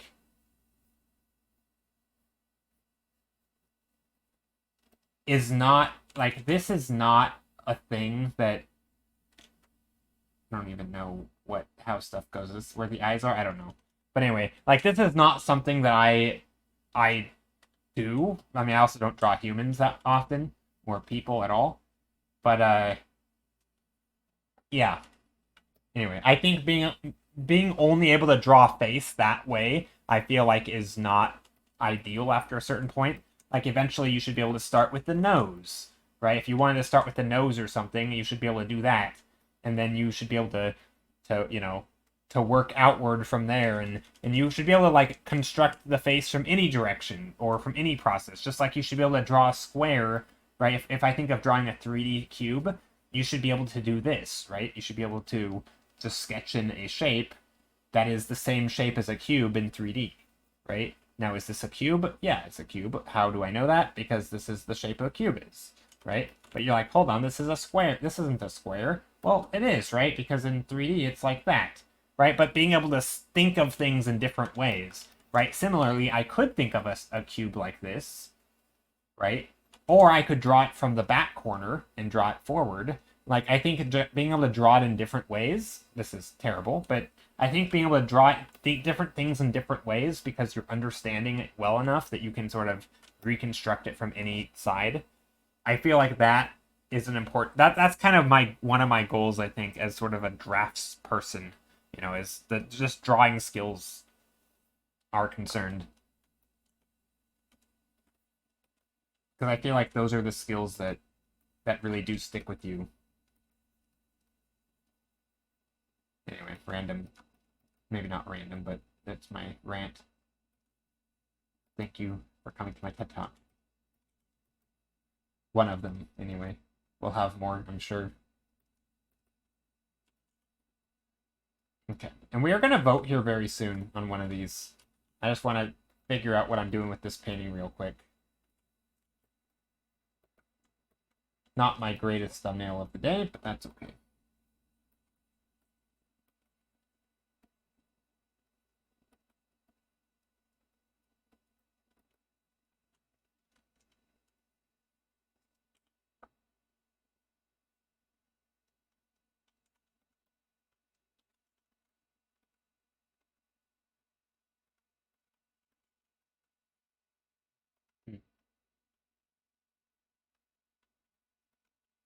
Maybe here, go like that.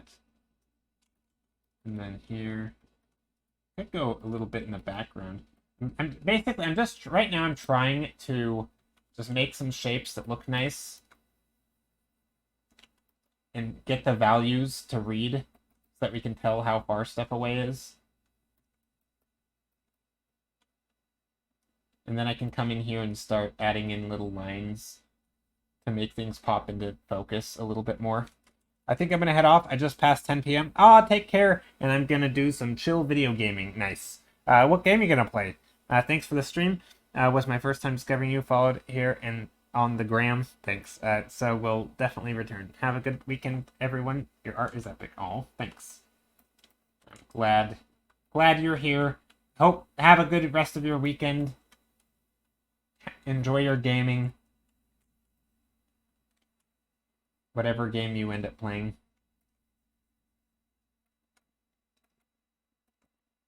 Still noodling away at Tears of the Kingdom. Nice.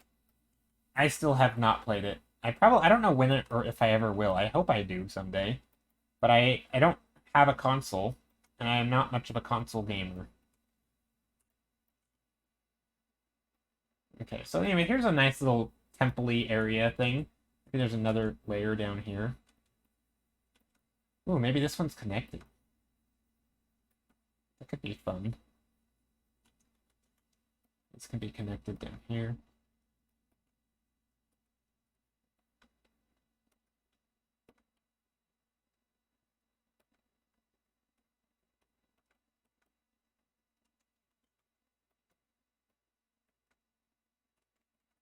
Just totally abandoning the perspective layers now, but that's okay. Just sketching in some shapes. I'm a big fan of not worrying about perspective, to be honest, even though I think it's super important. I think it's better to just draw what you want and eyeball it, or measure later and correct things.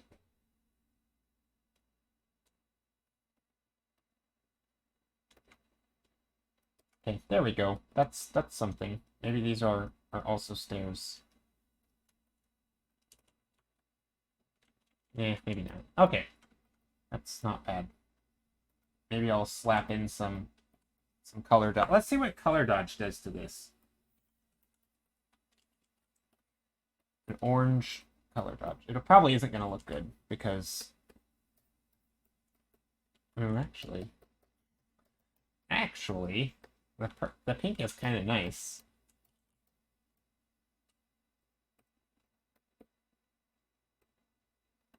Okay, the pink's pretty cool. I like the pink. We're gonna run with it. I'm gonna slap in some more trees back here. This blue sky is kind of neat still.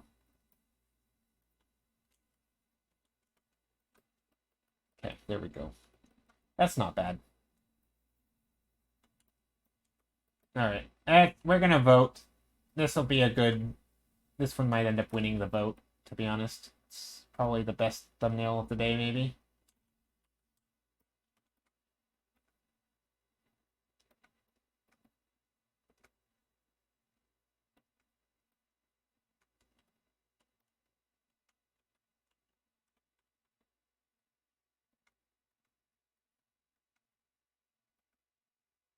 Okay. Let's do this. Guess we already have all them except 9. Okay, that's good. So I'm going to turn on this grid. We're going to go like that. I'm going to bring up a straw poll. For those who don't know what's happening, every stream about halfway through, I create a straw poll. And then we vote on thumbnails for me to work on, and then we take the winning vote and I work on telling of stream, and hopefully I turn it into something that doesn't suck. Sometimes it's a matter of doing design work, you know, changing things. Like in number 5, for example, there isn't much happening, so it'd be figuring out what's happening. In something like number 6, it's probably designing these spaces and just polishing it and adding details, maybe focusing on materials if we get there. Same for number 4. There's a lot of just, it's a matter of going in and figuring out what this thing is, maybe adding a bit of story to it. Allow selection multiple options, yes. Okay, we are going to... Where is the thing? Gosh, I have so many tabs open. Alright, straw poll is in chat. If you would be so kind as to vote, you can click the link and vote. Whoa, not 207 minutes for the poll. That would be a long time. Okay, there we go. 7 minutes for the poll. Is that up at the top of the chat? If you'd like to vote, please do. I would appreciate it. That way... Yeah. Okay, let's see. Oh, let me turn on the other screen. Real quick. Oh, I realize we can't see it very well. There we go.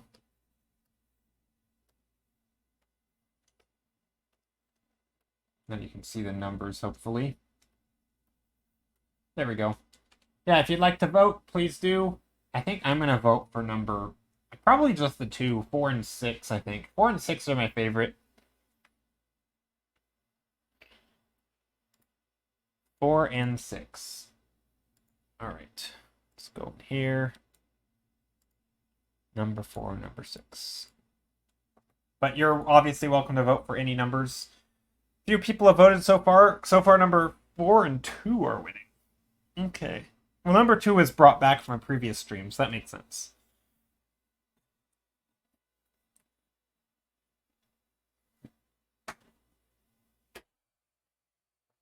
Okay.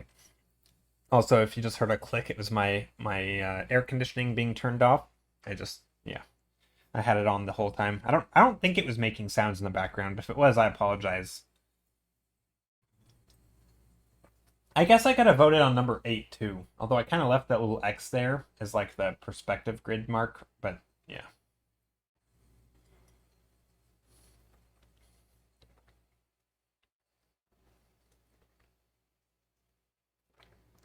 I feel like number 6 for me has the most potential as far as design. In fact, I think I could actually zoom into number 6 a little bit and do like a larger scale view. That could be fun too. I sort of like that perspective, the looking down a bit. I think the grid definitely helped initially in my sketches.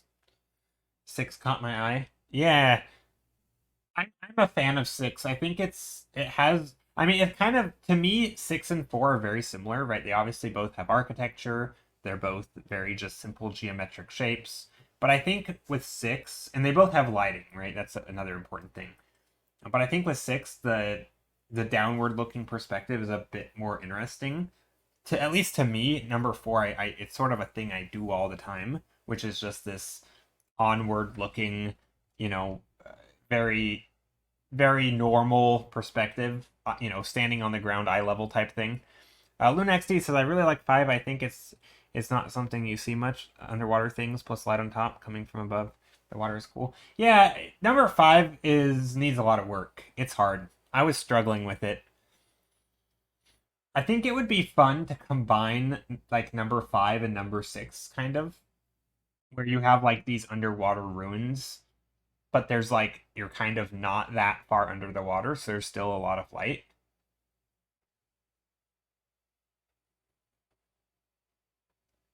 Yeah, it's I mean number 6 isn't a crazy perspective, right? It's not extreme to any degree. It's just enough looking down that it's like we're kind of floating up above, or maybe we're on a very tall outpost area. Whereas I feel like with number 4, it's very clear that we're on the ground. Like we are a human on the ground looking at this place, so it doesn't really feel like. I don't know, to me, it just doesn't feel as extreme. It's not like we have this drone view type thing. I wonder if in the future people just call it drone view instead of bird's eye view. It's like, oh, it's just the view of drone takes. Using tech to relate to things. I don't know. Okay, let's see. We have a few more minutes. 2 more minutes. Here again is the straw poll. If you haven't voted, you can do that. Number 6 is winning. Okay. And number 2. And number 4. So 2, 4, and 6 are all up there.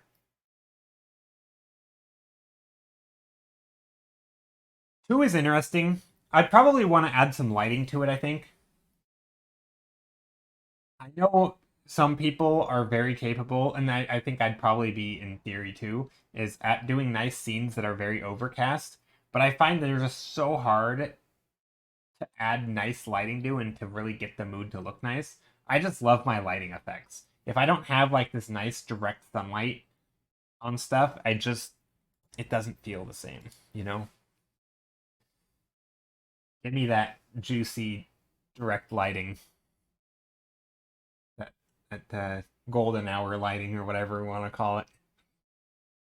That's just the best.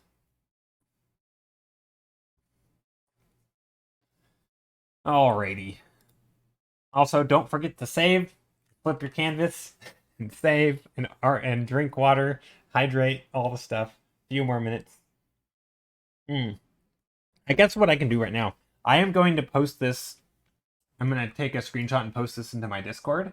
I have a Discord, and I put all of the thumbnails and all the pinnings that result from them in our Discord. If you'd like to join, you can do that.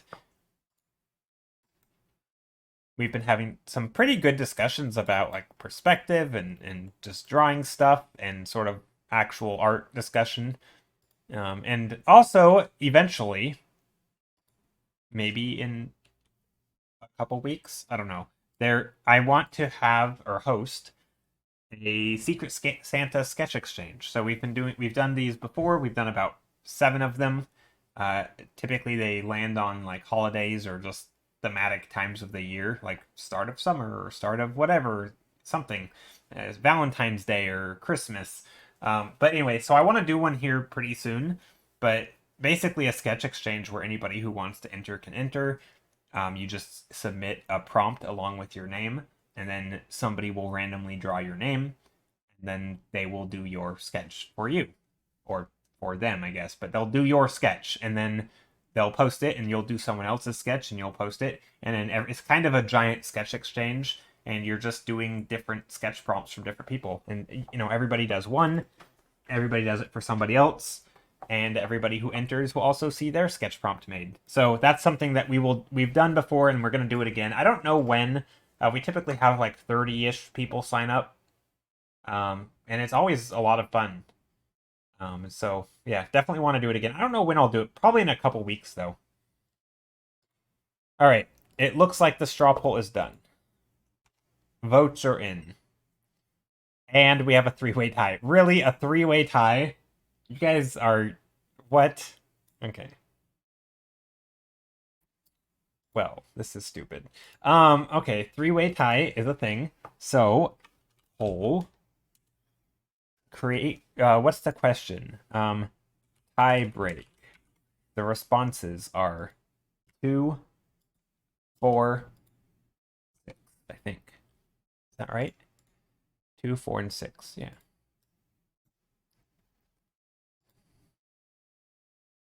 What happened? Did I lose? All right. Very quick tie break starting now. Vote in the drop-down menu. If you've already voted, you're gonna have to re-vote because it's in a tie break at the top of the screen. I realize many people probably are just lurking and won't vote, but that's okay. If you are really set on something, then you can vote, and if not, then who cares? Because it's not a big deal. Also, if it's a tie break again, I'm gonna break the tie. By the way, I will be the tiebreaker here. Let me zoom in actually a little bit.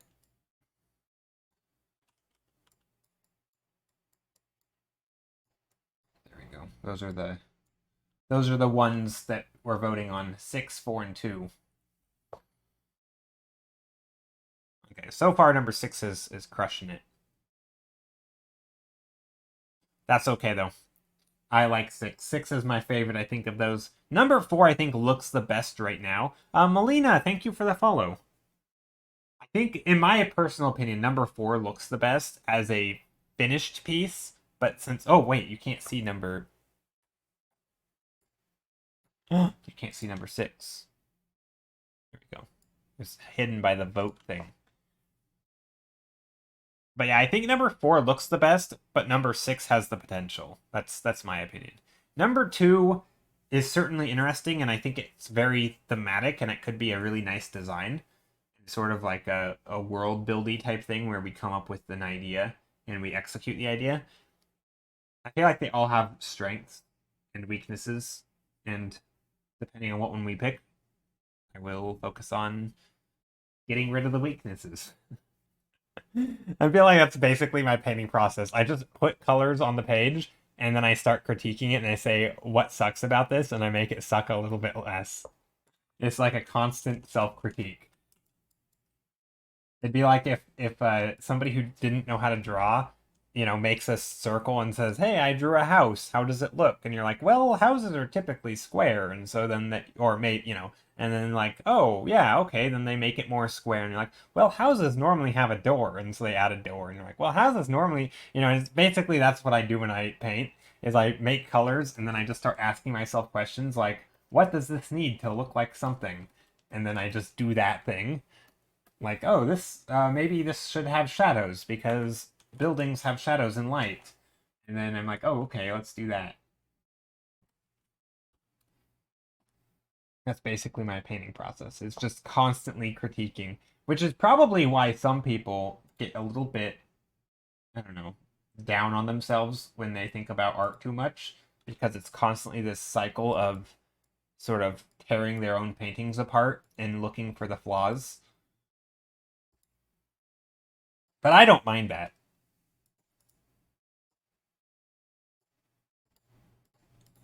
I kind of have grown accustomed to it.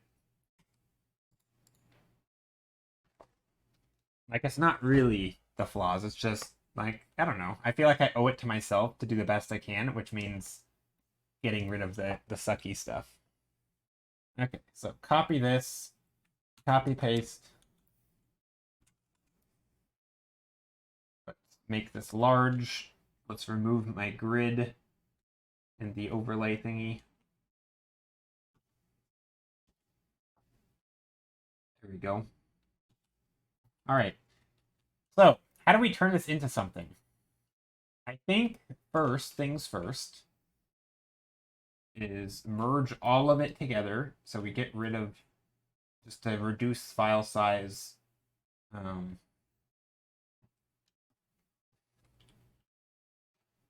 Whoa. Not that. What happened?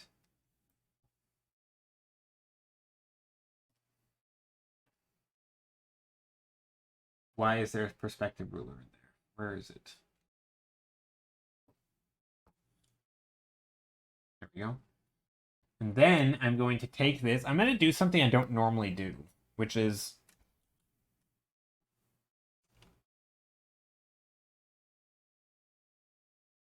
let's see, how do I do this?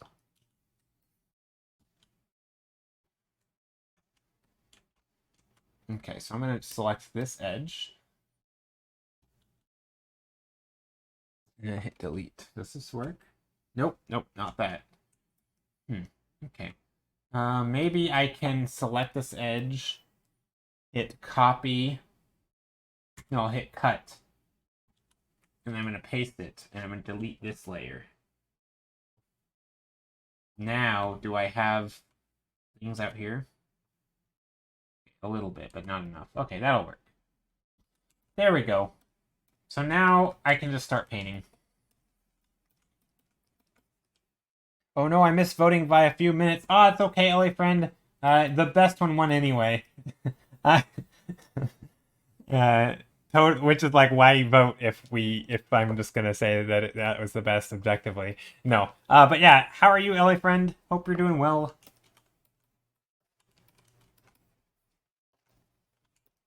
Okay. No, I don't think it was objective that it was the best, but it was my favorite.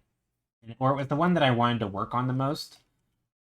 I actually think number 4 was probably a little better because it was simpler, and so it was already more finished, and it fit a little bit more.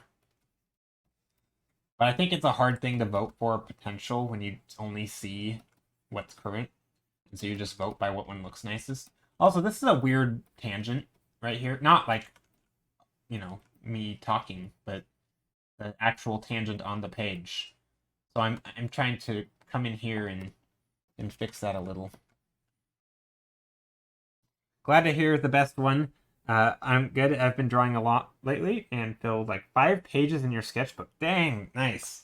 How am I? I am good. I am doing well.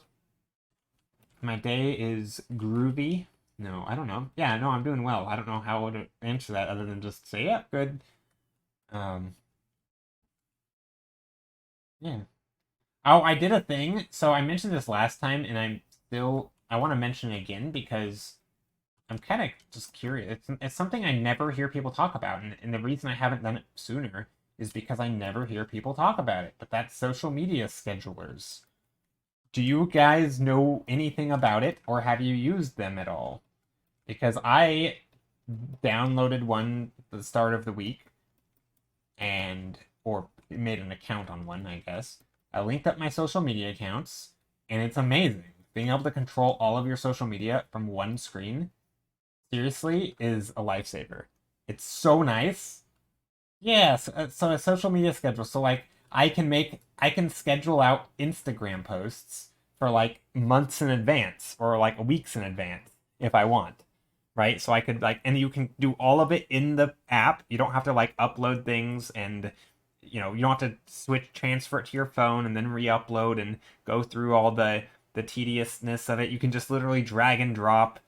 um, so I use a site called Buffer, or an app called Buffer. I set it up on my phone, but then once it's set up, you can just go sign in in the web browser, and you can do everything from there. Um, and so yeah, I use Buffer. A lot of people use Hootsuite, and there's some other ones, but I found that this one is pretty great if you just have a couple of accounts you want to manage, and you don't have to pay because it's as long as you only have like 2 accounts. Like technically, Facebook is paired with Instagram, so if you want to upload to Instagram, that takes up 2 of your 3 free slots. Um, so technically, Facebook, Instagram, and let's say Twitter, you could do posts from there and schedule them without like all from the app. So it's pretty nice. I only use it for Instagram, but something about it is it makes it almost fun. I don't know. Oh, you also use them. Okay. Oh, they canceled their free accounts. Okay. Oh, so okay, so you actually have used Buffer then. Okay, interesting. Yeah, I just never hear people talk about it, and it's to me it's like this new thing. It's like the new shiny toy, and I am in awe of how easy it is and how convenient it is once it's set up. And I'm like, why didn't I do this earlier? Because again, it's not like it's totally automated or anything. Like I'm still making the posts, right? It's just I'm scheduling them ahead of time. And I can format them and I can go in and edit if I want. Um, yeah, it's self-explanatory, like it really is, and it's just it's nice because I think I'm too. Again, I don't like self-diagnosing stuff, but I feel like I'm too. I'm just gonna say scatterbrained. I'm too something to feel like I to like have the sort of the sense of willpower to like constantly every day or every other day remind myself to log in, make a post, think about what I want it to be. Like I don't like doing that. It feels like it's so much energy. Whereas if I just spend 30 minutes every, now it's going to be like every couple weeks or every month, I can just do ADHD. Yeah, maybe. I don't know. I don't know if I'm ADHD though. I don't know. I could be other stuff.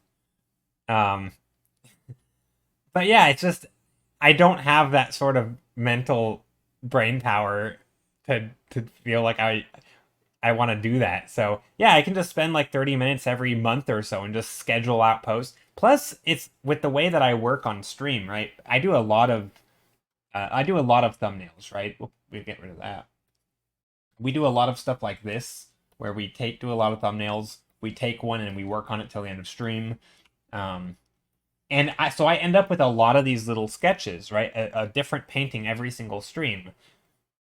And most of them will never be posted. So this is like if I do it every month and I schedule things out, I can just take a collection of paintings from the previous month. Maybe they're themed, I say like water themes, and then I take all the water paintings from the past month and I can make a post. And I could say, paintings that have architecture, and I could take all the paintings from the last however long, maybe a year. I could go dig up old thumbnails if I wanted, right? So I feel like it allows me to do it very just in the moment.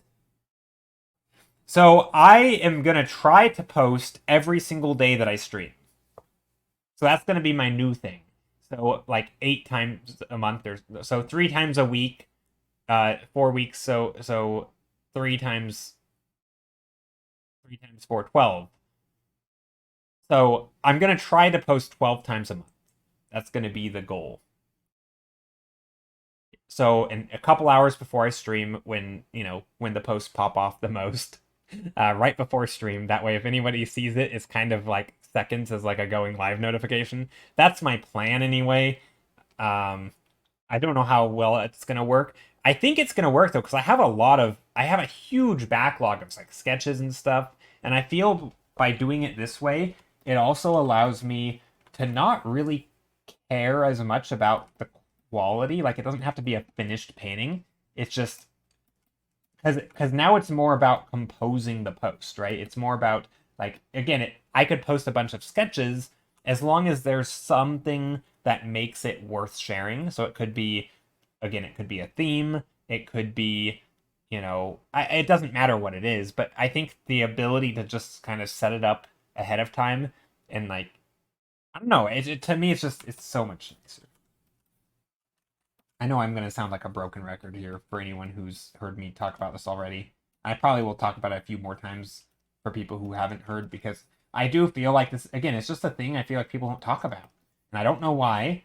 Like, why did I not know about this? Like, I mean, I kind of knew they were a thing, but not really.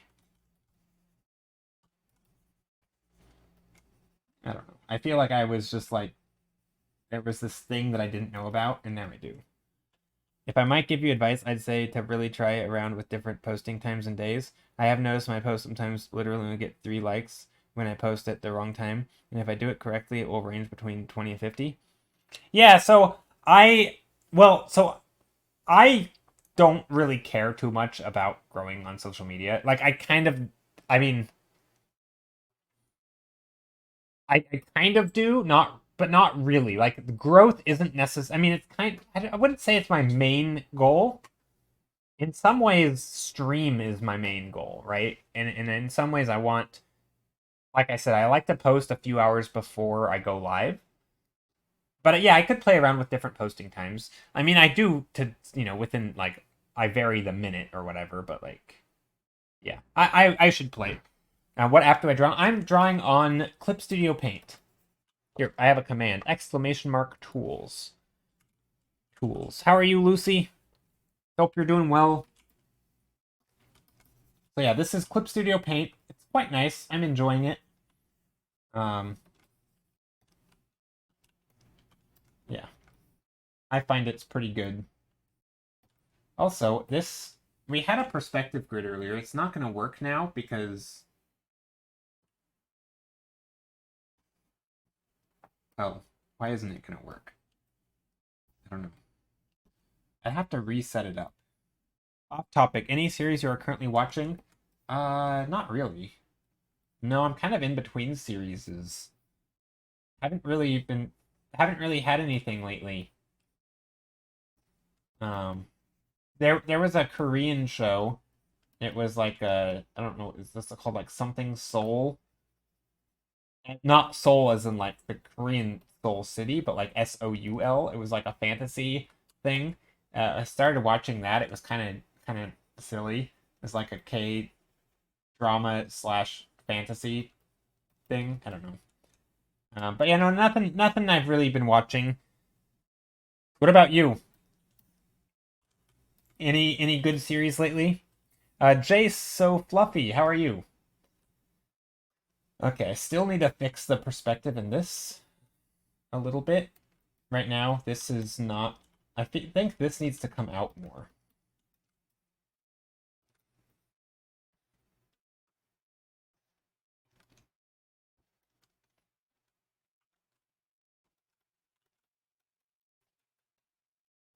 But I also don't want to drag the eye off the page. So I'm just going to get everything progressively darker, I guess, as it goes upward.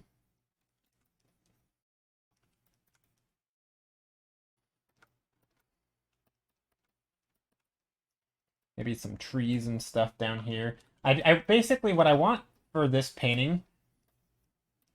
Ooh, something like that. I'm a sucker for Tom Holland, so of course I have to watch his new series, Crowded Room. Oh, I didn't know. I didn't even know that was a thing. What's it about? What is Crowded Room about? Never heard of it. I don't follow actors really. I'm always out of date with actors.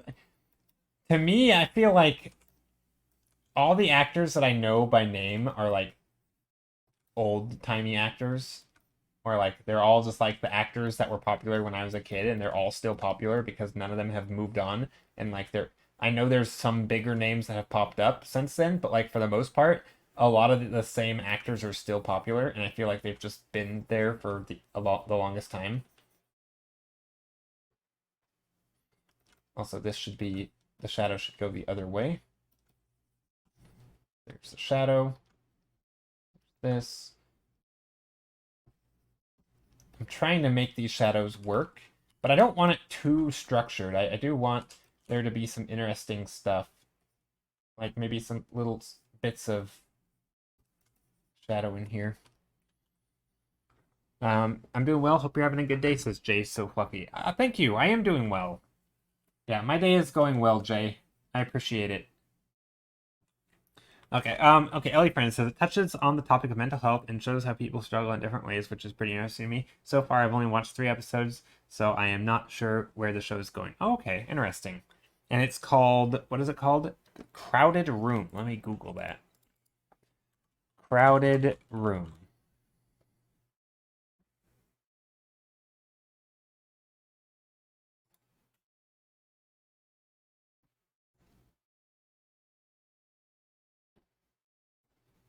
Um, The Crowded Room is an American psychological thriller. Oh, it's a thriller. Okay. I not what I was expecting. Um, okay. Interesting. Okay, well, what platform is it on? Where does it stream? Where can I watch it? If it's Netflix, I only have Netflix at the moment. It is a bit generic though, I feel. It gives vibes of like the end of the effing world if you know this one. Oh yeah, that's the yeah. It streams on Apple Plus. Okay. I only have Netflix, so maybe I'll have to switch over the subscription to something else for a bit if I want to try it. Okay. Anyway, back to painting for now. I like what do I like about this painting? I think the colors could be really interesting. Also, I think some architecture. Let's keep going on with the architecture stuff.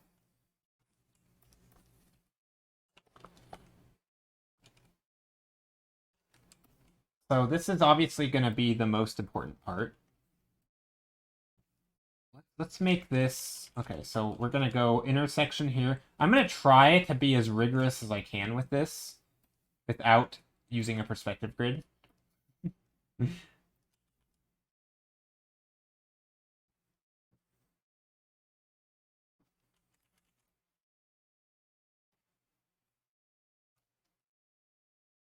Basically, I want the shapes and everything that I draw to look right. I don't want it to be like, oh, you've got the perspective all wrong.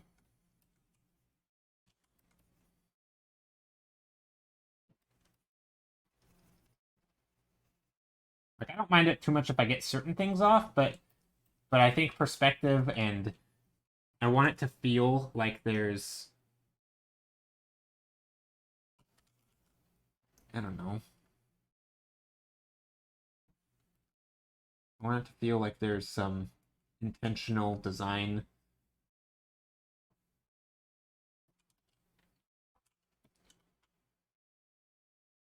and choices being made here. Okay. Maybe also there's like a nice grid on the floor or something. I want some interesting shapes and pillars and columns down here. I like the idea that there's the blueness of this all, and then there's the green stuff up top that's sort of coming over the edge. So I'm going to put that on both sides. I think that's important. But also, I'm going to have light over here.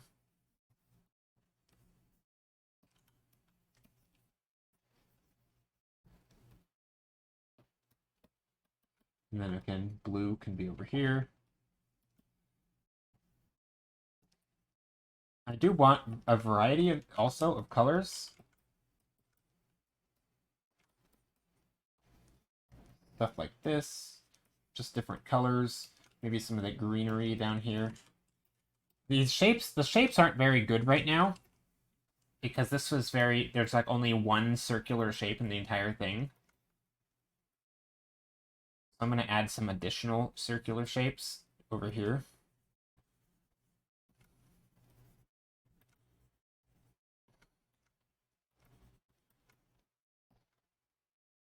These aren't going to be as important probably because they're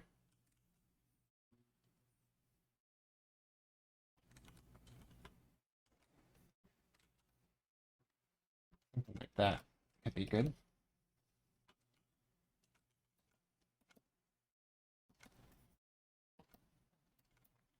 There. That's interesting, I think. Now, how do I guide the eye places? Again, I do want to make sure it's sort of interesting. I think using a lot of these colors are going to be very pastel-y colors in the background is going to be my way of making it interesting. Lots of fun colors. I'm gonna kind of try and do the Marco Bucci thing, where I take the colors um, within a certain like temperature and just sort of wiggle the colors around and make lots of variety. I think that's gonna be one of my goals here.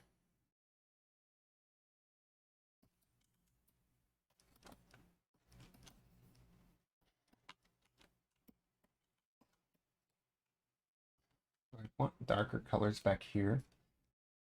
I kind of feel like I should almost zoom in. What if I did this? Did that work? Eh. Maybe I don't need to.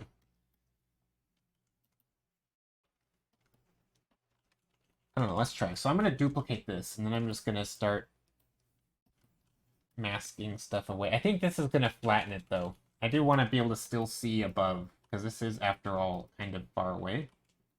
Apple Ship, thank you for the follow.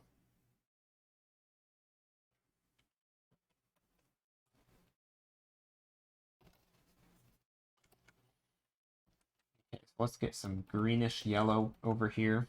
Shift towards green, shift towards yellow.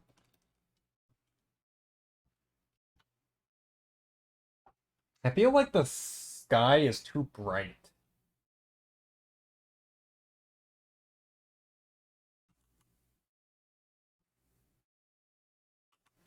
Or not bright enough. Let me try something. This is purely experimental. I'm gonna take this and just come in here.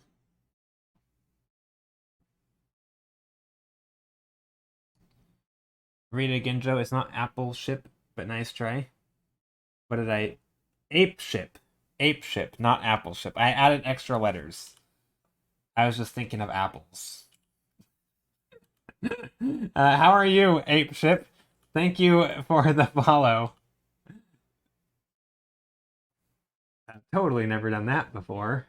Reading incorrectly. Maybe I need glasses. Maybe I need glasses. So I'm coming in here with a soft airbrush, and I'm just trying to see what happens if I push all of this back.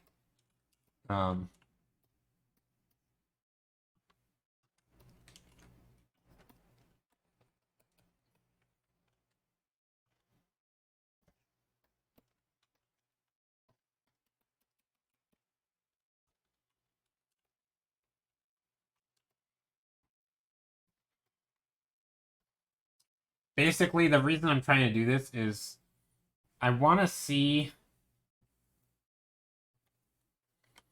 where my issue... Oop, not that. Oh, no. Let's try this. Well, what if I got it darker? I mean, that could be cool. I kind of like darker. Darker is kind of nice. Definitely makes it read better. Makes it pop. I hate it when people say that. But it is funny. And it kind of does. I mean, it really does make the silhouette stand out. I think I'm going to use that. And then I'm going to just paint back in directly on top of these things. So I'm going to grab the color that's already there.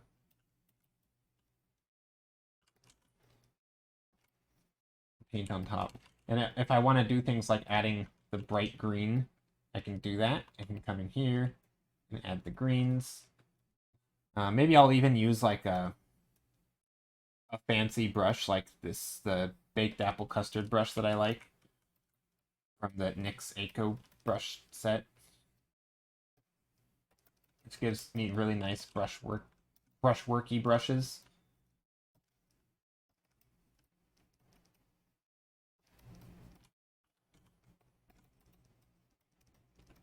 Stuff like that.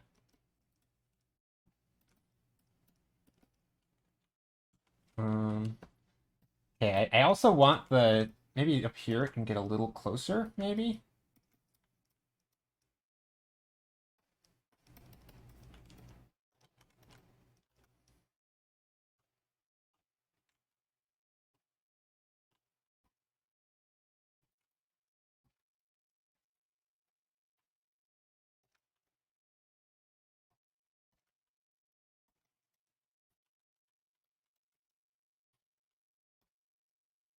Basically, I'm just trying to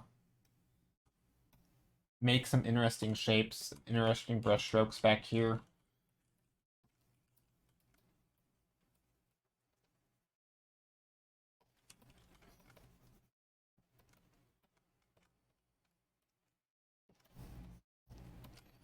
There, that's good. And then I think for up here, we can start to bring in a little bit of vignette. So I don't want this brightness to go straight to the edge, right? I don't want the brightest part of my painting, this edge part, so I'm kind of toning it down. And then the brightest part can bring our eye back in here. It's kind of my goal. And then also, I'm going to want some more of these little archways, like in here. I want to duplicate the shapes, have some repetition.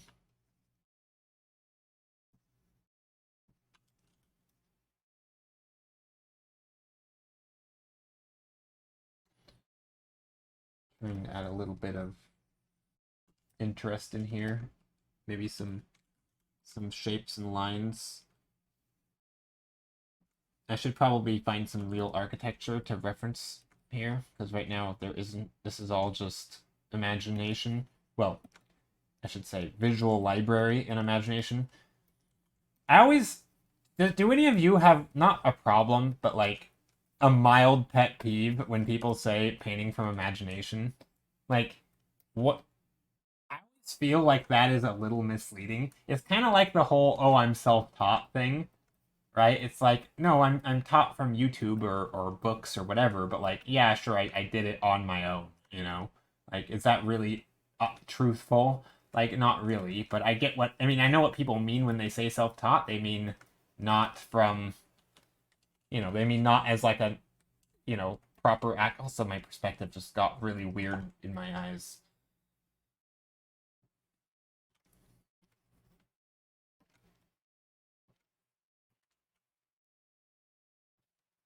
Hold on, what just happened?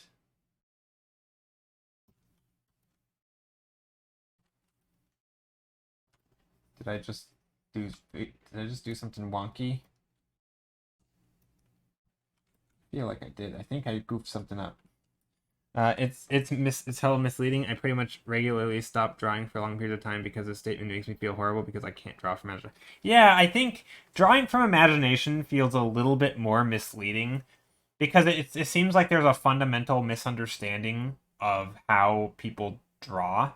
Like, if you've ever drawn a dragon, it's not from imagination, right? Like, you didn't come up with that concept of a dragon, right? Dragons are concepts other people have come up with, right? They're a very common mythological creature. Like, I get that you designed it, right?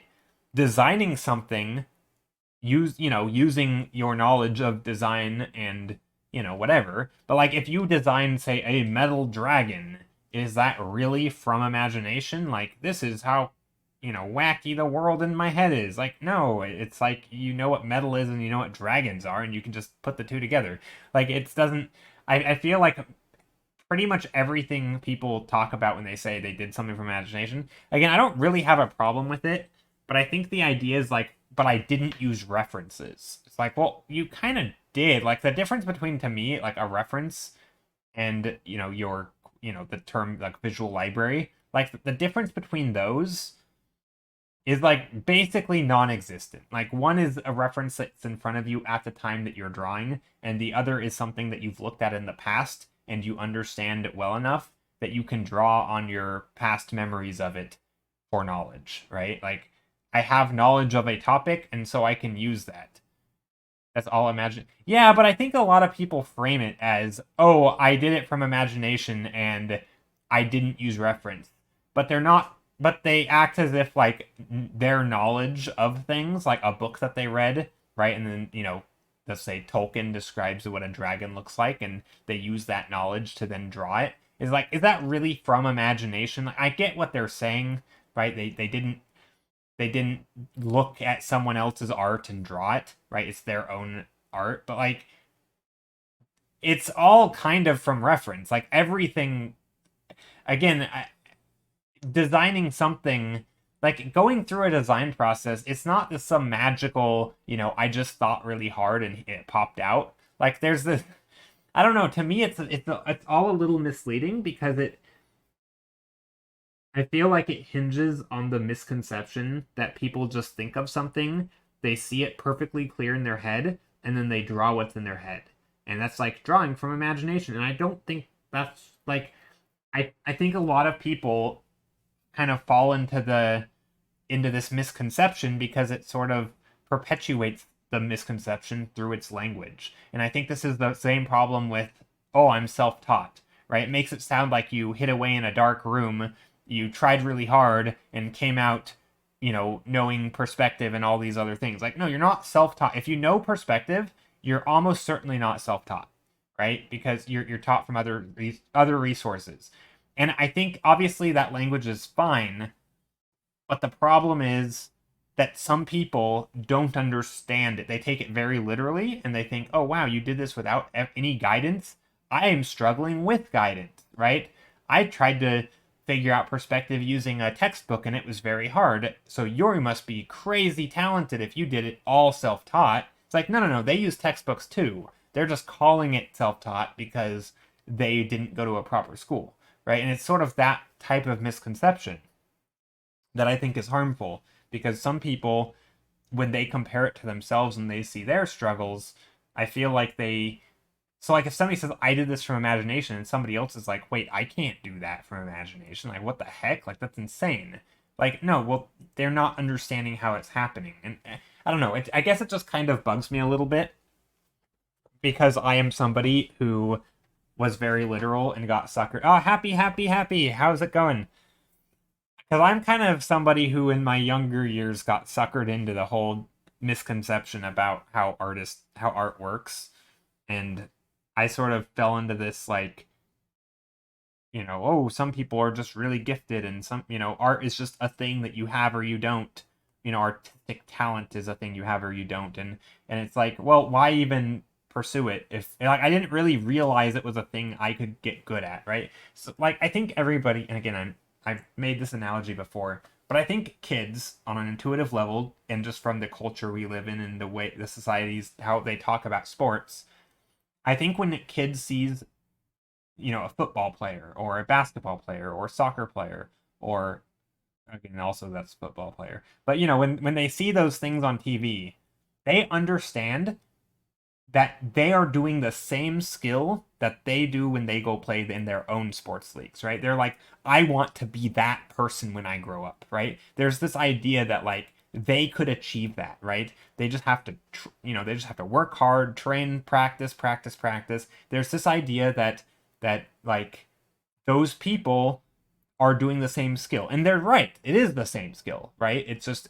taken to an extreme degree. It is the same sport, right? But I think when you look at art and people talk about art, they act like the people you see a movie poster, you see a movie, and it's like, oh, those are just the other people. Those are people who make movies, right? It's not the same skills as that you're doing when you're sitting down and having fun drawing, right? You don't have these like idols or these people who you see doing good art and being like, that's a thing I could achieve. It's more like, oh, those are just really talented artists. Like you're just doodling or whatever. Like to me, there was never the connection that like those people making all that cool stuff that I liked as a kid were doing the same thing that I maybe liked also as a kid, right? I didn't have that same sort of obvious understanding, and I think a lot of it was because of the language. It was very much, oh wow, they're so talented, and just the idea of like what an artist is. It was like, oh, artists are people who are in galleries and they are the ones who are fancy and they wear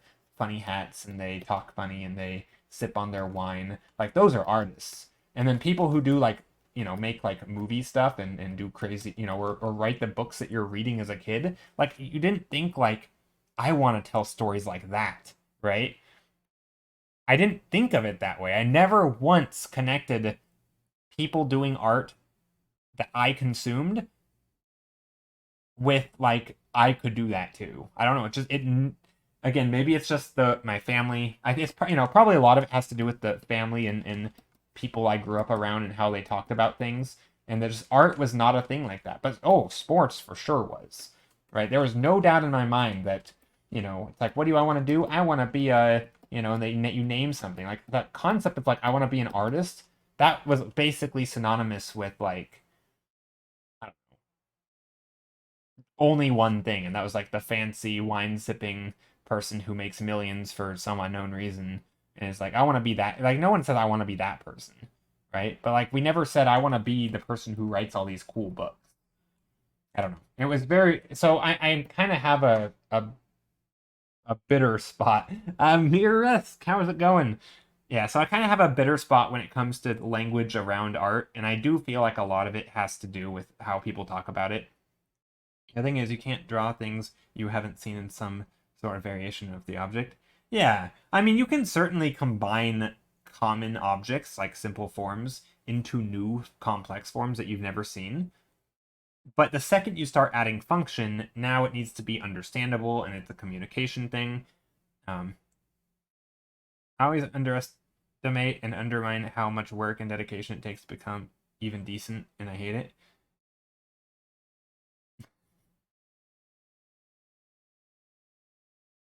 I wish I had your talent. Yeah, well, I mean, just keep on painting, keep on working, right? Yeah. It's not to say that. Yeah, I mean, I think again, a lot of it has to do with the word talent, and it always just bugged me a little bit, or not always. It only once I started doing art has it bugged me a little bit because I started at a much older age. Is your talent on sale someday? I mean, look, you're welcome to subscribe if you find value from any of this. Uh, but no, but yeah, I don't know see I don't yeah see I don't think of myself as talented. I think of myself as I have some art skills, and even things like imagination and creativity, like those are skills too. They aren't always as they might be an interwoven jumbled mess of skills, but like so's a lot of things, right? And I think art is just weird because there isn't like a single thing, and there's a lot of things, and sometimes people do combine things in weird ways that almost looks like magic, and so people just use wishy-washy language. But yeah, it just I don't know, it just bugs me a little bit because I feel like there are so many people, especially young people, who would be more passionate about something if they thought if it wasn't always just like shrouded in mystery. Because I mean, I looking back, I think to me the biggest thing that was a hindrance was honestly just accessibility to stuff, right? Like I didn't, I mean, part of it was because the internet wasn't a thing, right? Really, growing up, like it was becoming a thing. That's when I grew up. It was when internet was becoming a thing. But it's not like my mom and my dad, they didn't know a lot about other things, right? So they didn't know a lot about how artists work. They didn't know about a lot. Nowadays, right, we have YouTube, and if you don't know something, right, you can go and the mystery can be like that veil can be taken away, right? You can take away the shroud of mystery and you can see how the cookie is made or how the sausage is made, right? You can like in it and the fact that I think some of these things persist, like when I go so I don't have kids of my own, but when I go to my sister's house and see, and my nieces and nephews are there, I can I get the hunch that my sister very much she never uh like she doesn't really think about things the way that I do, right? So she very much talks in the same way that my parents talked, which is, oh, they're very talented, or oh, so like when they see something that whether I made or someone else makes, right? They have this like the kids, they mimic the language. They're like it's never like, oh wow, I'd like to do that someday, or oh, I wonder how they did that, right? It's never like this curiosity. It's more like, oh wow, that's so like, oh that is like it's more of like a how did you, how does somebody do that? Not in like a curiosity way, but more of like more of like a like oh that's like magic kind of thing. And it's like I don't know, it kind of breaks my heart because there I think there's this like lack of sort of like oh it's kind of like if somebody programs, right? It's like oh I want to learn to do that, right? There's a lot of things that are like oh adults program, right? Kids can't do that, right? It's very much like a certain way of thinking about things. Where like if you were to talk about programming around those certain kids, they would just think of it as this some crazy thing that some adults do as a job, and adults will make the video games. It's like no, it's a thing you could start learning. It's not easy, but you could start learning even as a kid. And I think there's a lot of stuff that's just like seems to be off limits because kids assume in the language around it that those aren't things that they could do. And it just makes it sound like it's one, they don't know how to access that information maybe, and two, they don't even know it's out there. So it's just kind of a shame that the way people talk about certain things. And so yeah, it kind of gets on my nerves a little bit. The whole like, oh, I'm self-taught, or oh, I'm did this entirely from imagination. Arcbrush, hello. What do you mean, what the heck? What happened? My rant? Are you what the hecking my rant? I mean, that's pretty normal rant, isn't it? Nothing out of the ordinary there. What are you what the hecking?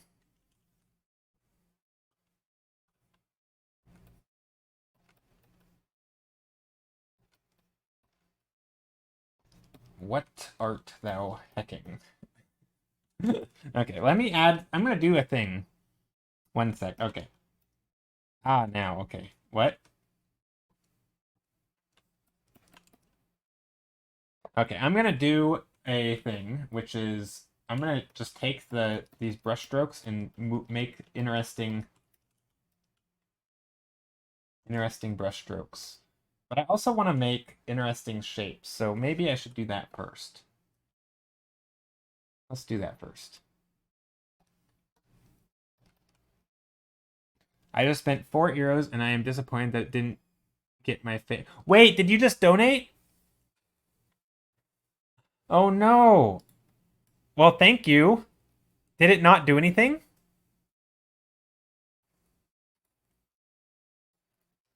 I mean, I shouldn't say oh no. Well, thank you. Thank you very much. I here did you just out of curiosity, which way did you donate?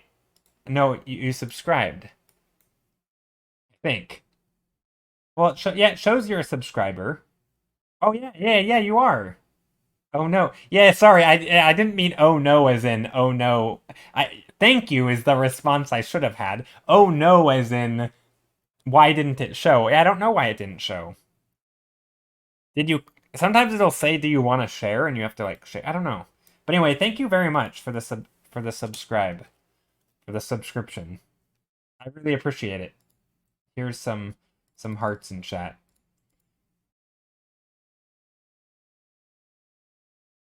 Yeah, I thought you were oh knowing the thing that I said.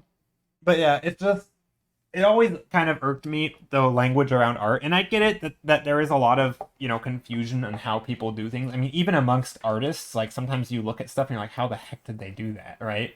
Because it is a creative thing, and anytime there's something creative, it's doing something new that maybe hasn't been seen before. Okay, so why I did it? Do I get some of your talent now? Yes, yes, you do now get some of my talent.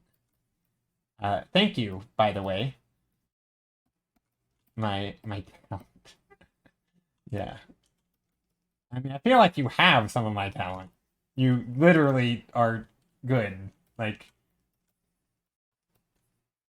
so yeah. So yeah, right now I'm trying to focus on shapes right now. Trying to make these look kind of interesting. Maybe I want like some areas of rest over here.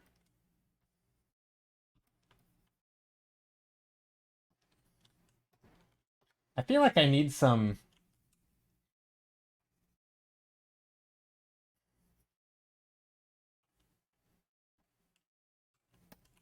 negative space in here. I'm gonna carve out a little shape. And maybe over here too. And over here. And over here. Yeah, LA friend, thank you so much. Very generous. Okay, I like these shapes now. These shapes are much better. I can come in here and wiggle the colors around a bit.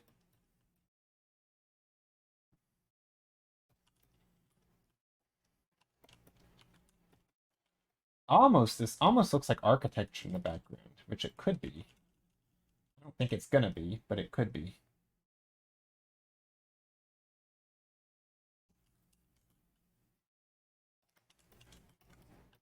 Okay, now let's do that brush with the NYX Echo brush we're gonna take these colors and just wiggle them around, make some fun color blobs.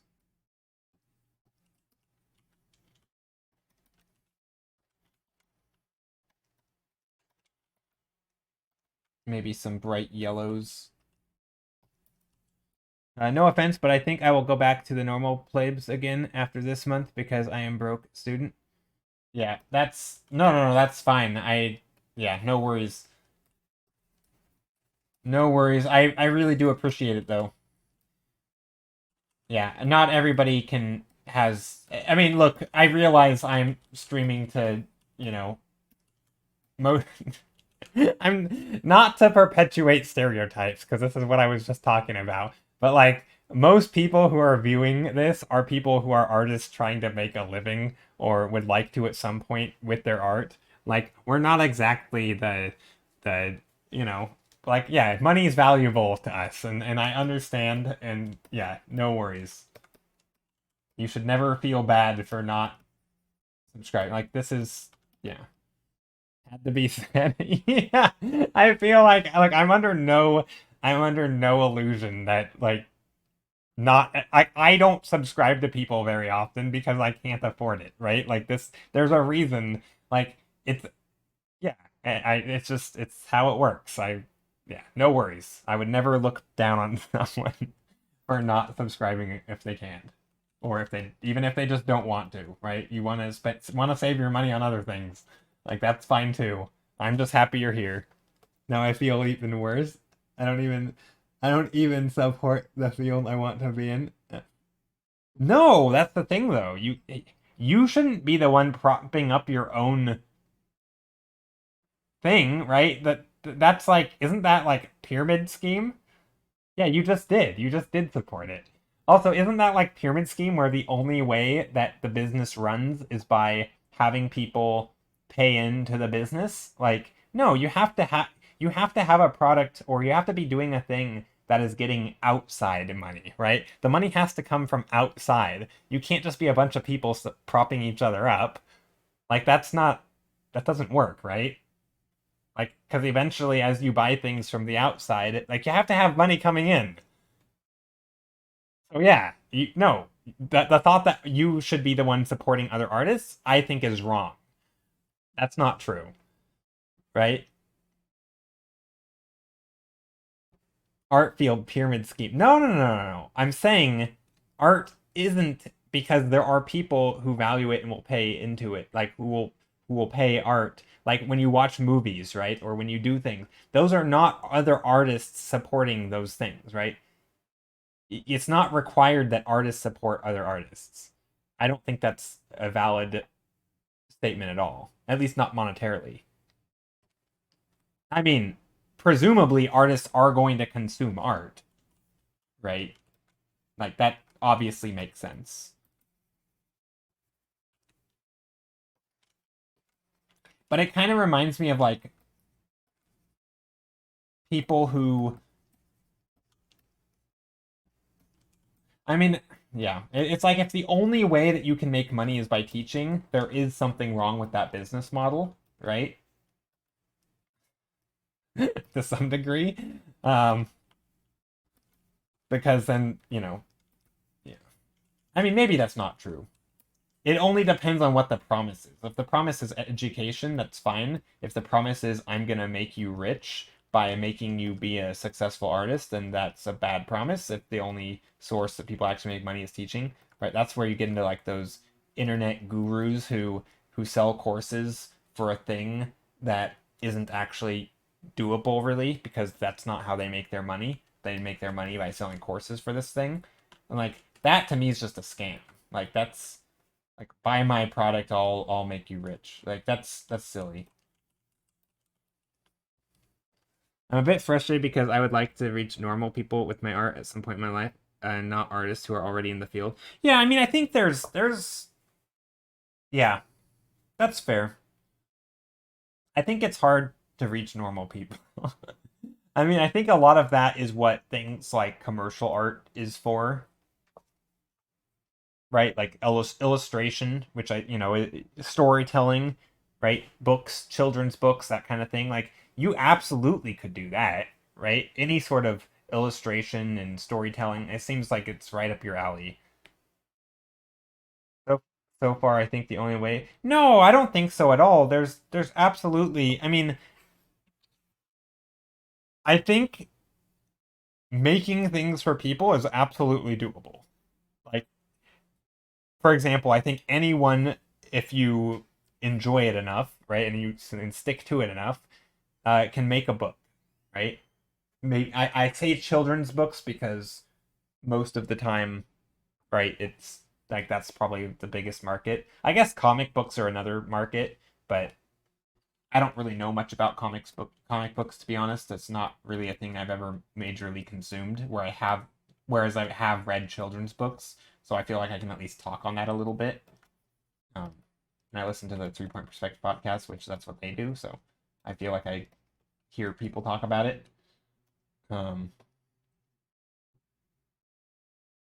my goal is to reach people and move them with art the same way music does. I don't know if that is too unrealistic though. Yeah, I mean, I don't know. I mean, I to me that kind of falls into a little bit into like fine art. And people do like stuff like that. I mean, there definitely is a market for that. I feel like right now I couldn't tell you the type of music that people listen to, right, in art terms. I feel like it's very much I think a lot of people like abstract stuff on their walls, if that's what we're talking about. I don't think it's unrealistic. I personally don't. Yeah, I don't know. I mean, I think the way people I don't know. I still think like illustration when I think of like maybe I'm just weird and I don't really have that emotional connection to fine art. You know, I don't look at a painting and cry. Like I would never shed a tear over an abstract painting. I shouldn't say never, but I don't think I'm ever going to over an abstract painting, right? But there absolutely could be a story that I read that makes me cry and I have an emotional connection to it, right? That could absolutely be a thing. So to me, it's more illustration. Like there's who's that artist? He does those little really simple comics. Let me go to oh gosh, he always has the cat and the guy and there's like multiple panels. Um it's gosh, what is his name? Um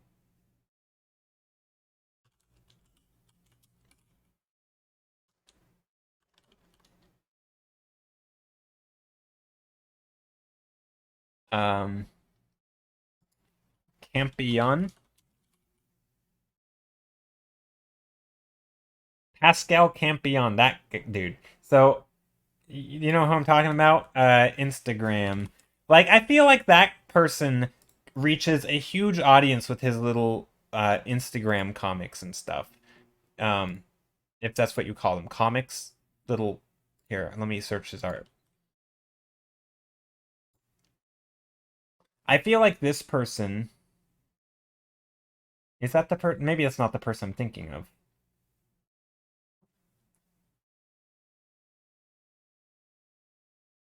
Oh wow, they've been posting a lot of different stuff.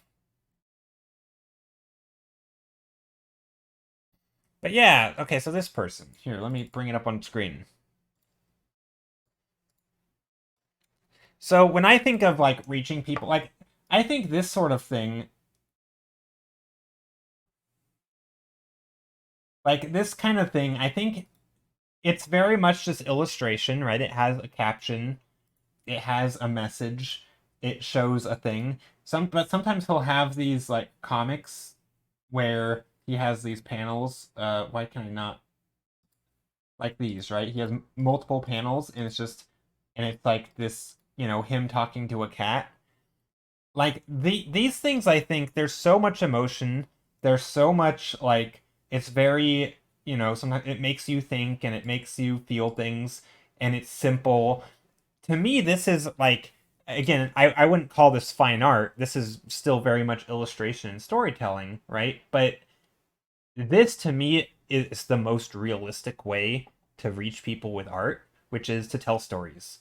I think there's a lot of ways to I didn't actually read this one, but yeah, I think there's a lot of ways to reach people with art, but I personally I fall into the storytelling camp. I think that's the most reasonable way. doing, you know, art as sort of a product, but it's also, it has a purpose and the product can vary, right? It's still creative products. Um, and if obviously you're in control, it's still very much art. I think if you're just talking about just like making a single image and, you know, moving people, I think that's hard.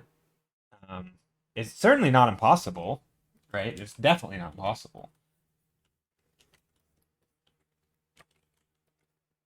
I mean, who's the person who did it? I mean, Pete Moorbacher, right? Or Peter Moorbacher.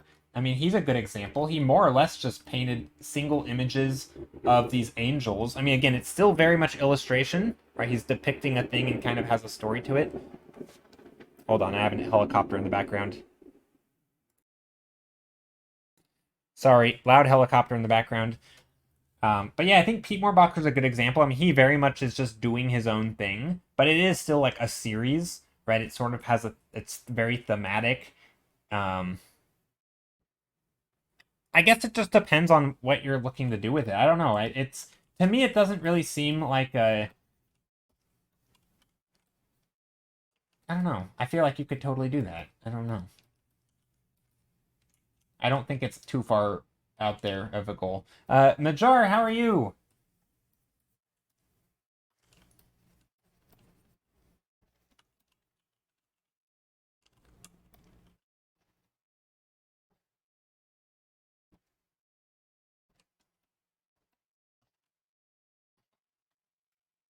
But then again, it takes so much work to become skilled, like OMFG. But that's the thing. I think it depends on what.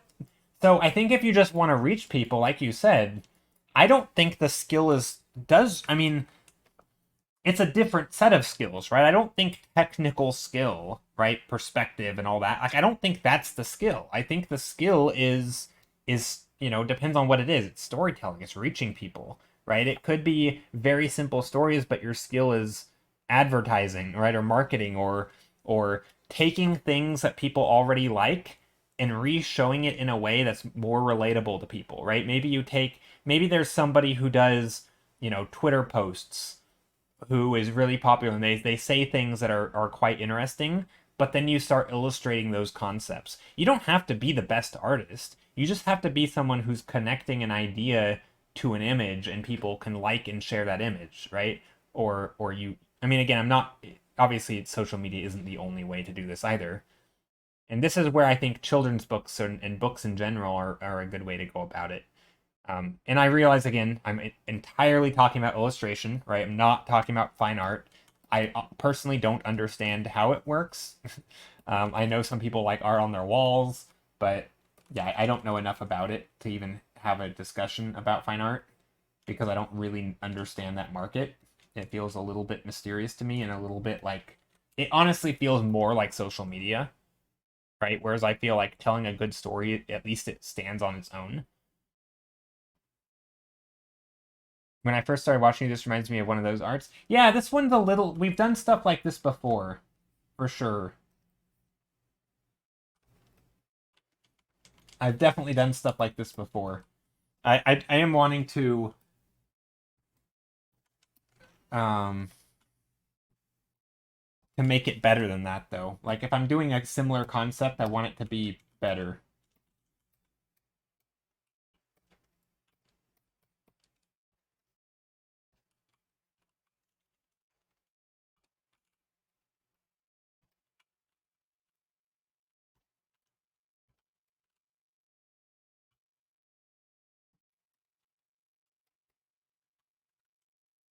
So really blue up here.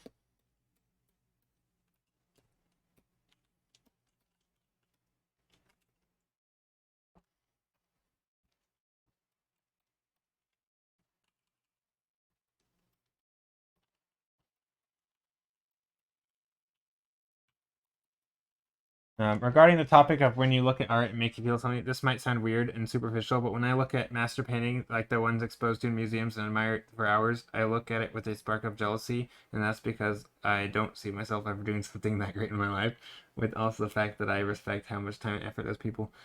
Hmm, that's true. Yeah, I mean, I guess that's probably a good point. I mean, maybe this isn't what you were pointing at, or maybe this isn't the point you were making, But I think the idea that like you can make people be inspired or again jealous could be even a motivation. Like there can be an element of like awe over lots of things. Right? It doesn't have to be a story. It could just be like pure demonstration of skill. Personally, I think that is a harder thing. So there's a podcast that I like, and I've mentioned it before, 3 Point Perspective. I think Jake Parker, who, I think there's some controversy around him with Inktober's and stuff, but I think he actually put it really well, which is he doesn't feel like he's the greatest drafts person, right? He's not the greatest artist, and he's not the greatest storyteller, but when he puts the two together, he can do a pretty dang good job at telling stories with images, right? So it's like he's not the best writer, he's not the best artist, but he can do both of them together pretty adequately, right? And he good enough to like make a living, right? And that people want to hire him, right? And I think there is a little bit of like if you do enough things and different things, you can kind of become an expert by being broad, right? It doesn't have to be very specific, honed in or phoned in. I don't know what the term is, right? You don't have to like hone your craft to like expert levels to be noticed. Now, that is a way, right? If you do something so crazy good, people can look at it and be like, that dude is magic, right? And I think there's an element of that, but like that's only one path, right? Not everybody has to be the Rembrandt in a museum, right? You can also just be the person who's good at storytelling, who's good at, pretty good at drawing, pretty good at storytelling, pretty good at drawing, and pretty good at drawing, I don't know, horses, right? And now you can tell a story about horses that other people can't achieve because you have those three skills in combination, right? I think there's things like that too. Um, or whatever, whatever it is. It could just be something different. I mean, again, it could just be a life experience, right? It could be your knowledge of interacting with, I don't know, your mom, and maybe you tell stories about those problems. Like that is a very specific thing, right? Like I mean, this is why I think it becomes less about the skill and more about the voice of the artist, not to sound too artsy fartsy here, but like it really is about you doing things that are unique to you because that's like a force multiplier, right? Like you're taking like every additional thing, here's one of my fancy graphs that I really like drawing, or not, sorry, not a graph. It's going to be a thing, right? So like if you have, say arts, if you just do art and you want to be amazing at just art, you got to be like the best. But if you do art plus or times in this case drawing, or sorry, art plus writing, right? Writing is in WRITING,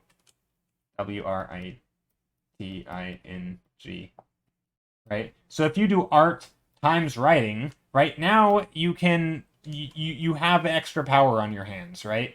And if you multiply that in by say another thing, which is I don't know, telling your specific story that happens to a very small group of people, right? So now you have a unique story, right? Who has these three things, right? You add something else in, and you're like the one person in the world who has that ability. Like it's not you don't have to be the best. You just have to have like your voice is a whole separate or I'll put voice, right? Again, it's kind of cheesy sounding, but like this is just adding it's compounding the other things, right? Anyone can learn to do art, but only one person has grown up in my exact way, right? So I mean, I think the ideas that you bring are like I think this thing is always going to be valuable. Like and again, I don't like calling it voice, but really just your knowledge. I mean, in that right, hold on. In this painting, it might literally be my tastes, my choices I make. It could just be my interests in terms of the subject matter, right? Maybe there's a lot of artists who paint really beautiful stuff. Again, I'm not saying I paint beautiful stuff, but maybe there's a lot of artists who paint beautiful stuff, but most of them choose to do portraits, right? Maybe the subject matter is just unique enough, right? Maybe I'm, doing these ancient ruins or something is that's kind of unique. Maybe now I tell a story set. Maybe I do some research about, ancient Incan or Aztec or any of the Mesoamerican civilization. I tell a story, but I use some of that. Like, there's not that many people who are doing that, right? Not because, like, for, why are not that many people? Well, because it's very specific and you've really dialed in what you want to say. And I think that's, I don't know, I feel like that is a thing, like, it's very much compounding, right? And now you're someone who does this for free on Instagram, and you do a different type of marketing. Maybe it's through Patreon or something. Like, that's another thing, right?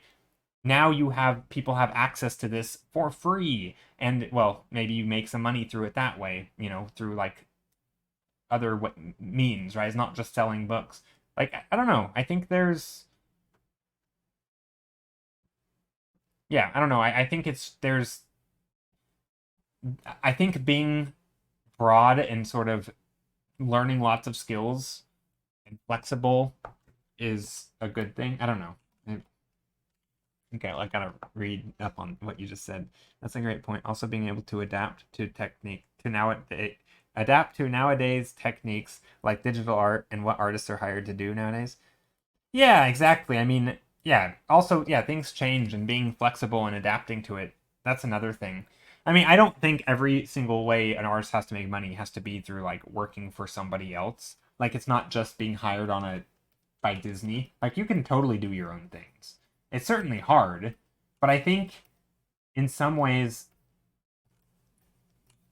I mean, I'm going to say this sort of hypocritically because I'm not someone who has succeeded at this by any means, but I think it's kind of just a matter of doing it. Like, in my honest opinion, I think it's just a matter of doing it, right? A lot of people say, "Oh, I'd love to be good enough to do a comic one day. I'd love to be good enough to do that." Honestly, just making the thing is like you're already in the top 1%, right? Like, just by doing the thing, you're going to have a market for it almost. Like, unless you're like, maybe not the biggest market, right? It's not going to be a blockbuster, but so much of it is just doing it.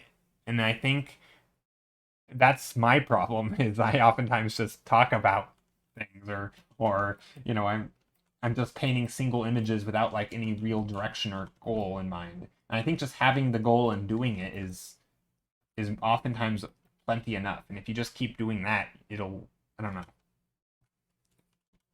That's kind of my thought on it.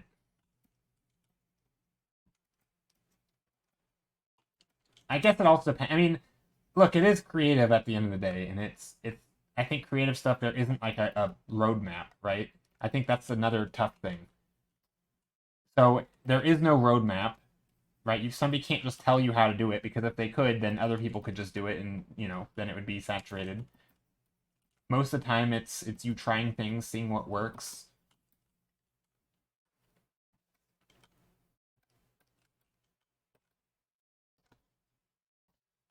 Okay, I am going to merge all of this, and I'm going to make the sky look as nice as I can.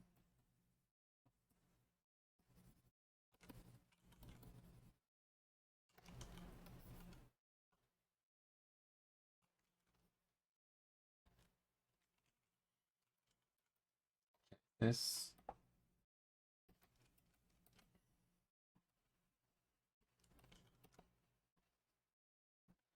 But yeah. I mean, I still think when it comes to art, most and most people, not, again, this, I don't like prescribing stuff to people, but I think in general, probably the safest way to do it is to just treat it as a hobby, something that you are passionate about. Give yourself permission to try new things and just do stuff because you want to, and not really worry about whether you're going to make a career out of it. And then, more than, then if you keep actually pursuing it, then you can turn it from a hobby into something that you start making money at and doing a career. But, like, I think you can still reach people and you can still make people inspired. I mean, look, not to toot my own horn, but I have had people tell me that I've inspired them, right? That is a fantastic feeling, right? That's enough reason for me to keep streaming at least a little bit, right? Like, I'm not gonna quit stream. Well, first, even if I didn't, even if I was never told that, I still would stream because I like streaming. But yeah, the fact that there are people who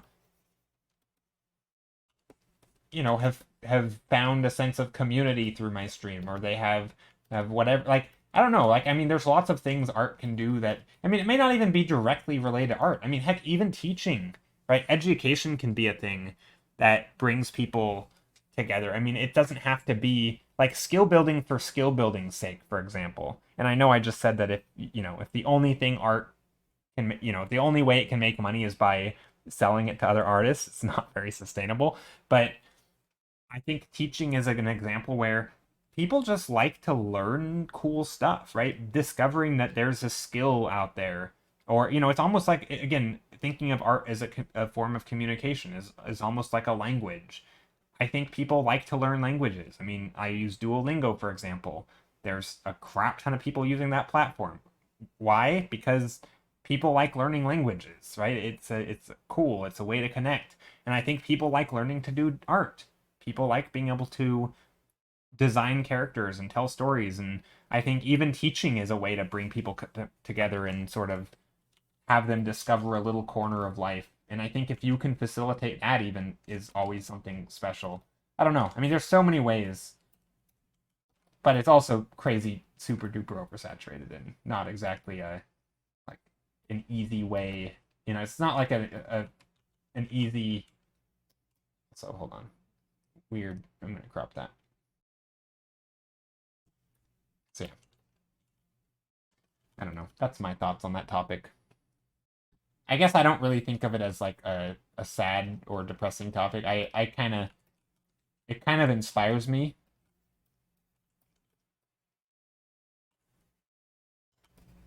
Like I think oftentimes I think it's harder than it is because if you just do what everyone else is doing, it absolutely is just harder than it is. But then you see people who are just making cool stuff, and it's like, oh yeah, people recognize it, and they're making cool stuff. It's cool because they're just doing it. They're not worrying about, I don't know, all the other stuff.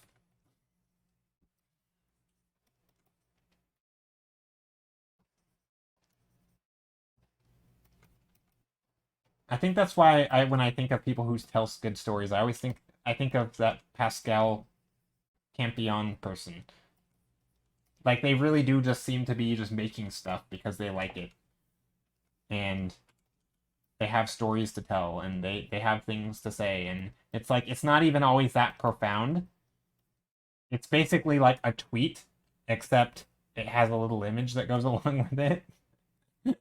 And it resonates with people, right? It's just like them, literally just them. It's like not even the best tweets. It's like again, no offense to Pascal. It's like mediocre tweets from like not even a very big tweet account, except they have pretty decent images that go along with it, and it clicks, right?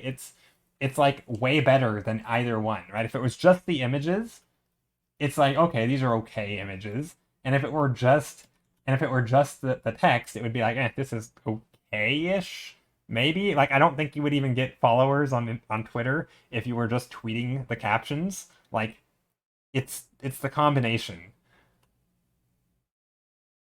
He is great at it. No, he's absolutely fantastic. But like I mean, look, he's obviously very good at art as well, and he's very capable. But like, it is an intentional style. A couple. Speaking of intentional, a couple weeks ago, there's that artist Sarah something. I followed her on Instagram. She does comics as well. Maybe it's just literally like no. Is it what's her name? Is it Sarah? Is it Sarah? Does com who? No, it's not Sarah. Maybe if Skittles here, he could let us know. Anyway, there was a Bobby Chu interview. Actually, I have a way to look this up. Let's go to my YouTube. So every Sunday in Discord for about an hour in the morning, I watch various videos related to art stuff, like interviews. We've been watching a lot of Bobby Chu interviews lately. And one of them was with a comic artist who does primarily like Instagram comics. It's like something does comics or Ashley does comics or I don't know what her name is. I had never heard of her before, but she basically very similar to Pascal in the sense that very simple style. She even talked about like not trying to draw nicely, like very much simplified, very clear, right? The message is the point of the whole image. Let's see if I can find it.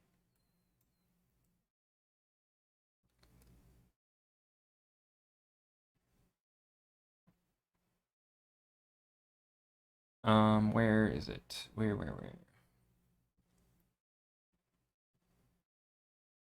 Maxine, Tulip, no. No.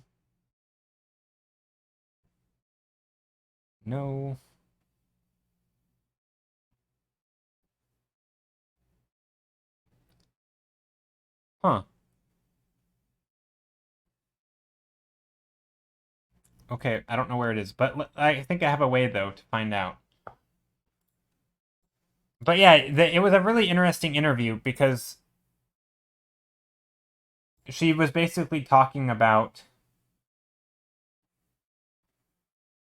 yeah, just that kind of thing. It's just like she doesn't have to be the greatest at anything. She just told stories and had fun, and it clicked with people. And she obviously got better as she went along.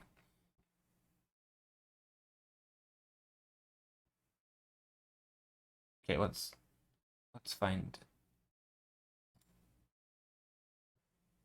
Okay, I'm gonna go here.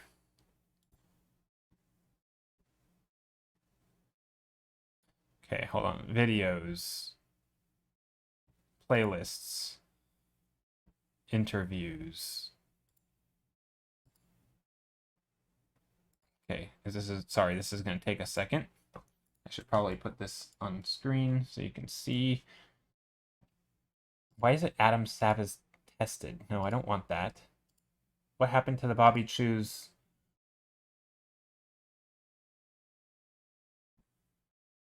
God, this thing is so. What? Am I laggy? What's going on here? Is my internet just slow? Everything is like super slow.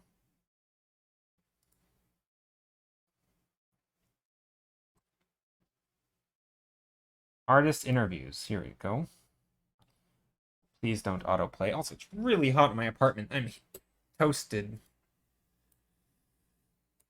Okay, artist interview. Let's take a look. Where is it? Luna. Nope, not one. Not that one. I'm looking for videos that I've seen already. We got a Braum video we watched recently.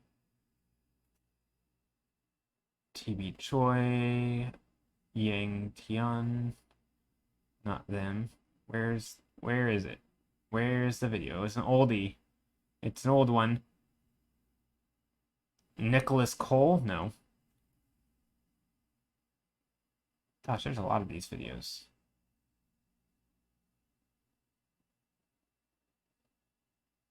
Huh. Gosh, I don't know their name. I follow them on Instagram. But anyway, I think they were a good example. No, it's your brain. Also, don't worry if you can't find it easily. I don't mean to distract you from drawing. I just popped into my mind. So looking at a painting, I'm more like, oh, I don't want to. I want to do that sort of dive instead. I feel some sort of emotion. Yeah. No, it's not laggy. Okay, that's good to know. That's good to know. But yeah, no, I'm curious though because it's funny. I haven't thought of this person for a while. Oh, it's Sarah Anderson Comics. That's the person. I was right in this name, Sarah. So this person, like, they have a huge account, and they're not like. Again, I realize I'm, ignoring. Oh, I just copy pasted Pascal Campion for a moment.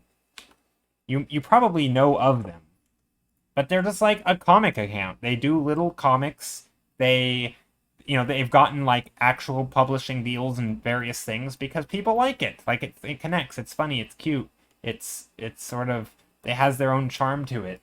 And I think anyway. So there was an interview with Bobby Chew. You could just Google their name and Bobby Chew interview. It was a really good interview, and I think it was kind of along the lines of that. Like it's not like it's not always a matter of like crazy good skill, right? I mean, she does specifically mention she has drawing skills, but like she intentionally makes it simple because she's not trying to show off her drawing skills, she's trying to tell a story. And yeah, and she shares some of her old stuff, and it's like wasn't that great. Um, I don't know. I feel like that is a like yeah, sure she's obsessed with drawing and she does it all the time, and she's also good at social media, so that helps. But like, I guess the point isn't that it's not that there's one way of doing it though. Okay. Let's bring in some of this blue in here into the shadows.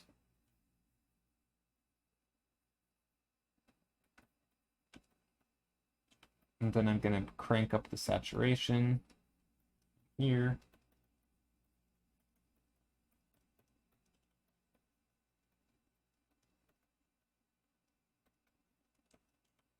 Yeah, so I had never even heard of her until the interview with Bobby Chu. And it's like, yeah, I mean, it may not be the thing for me, but like, it obviously resonates with a lot of people. So when I think of artists doing their own thing that also resonates with people, I guess I am drawn to a little bit the sort of the storytelling stuff. And again, I don't know, I'm just biased. That's kind of the skills that I care about and that I enjoy, and it very much more in the illustration things, right? Depicting things that either in my head, again, hate the term, but you know what I mean. Like depicting my own things that I create, or other people's stuff that they have or that they want to create. Like those tend to be the things that I focus on.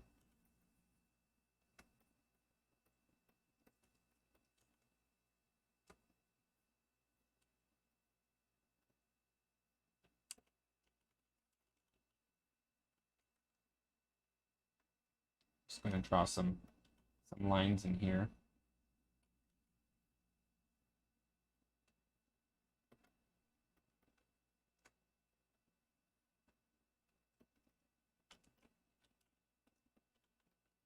Something like that. Okay. Fan can go off. I think it's too loud now. Okay. Let's see. What do I do before I wrap up? Again, I think I'm keep losing the perspective a little bit. This should have been like that.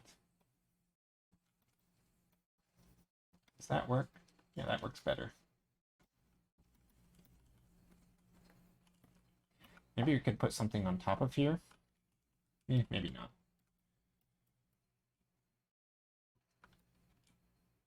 Okay, what else in this painting?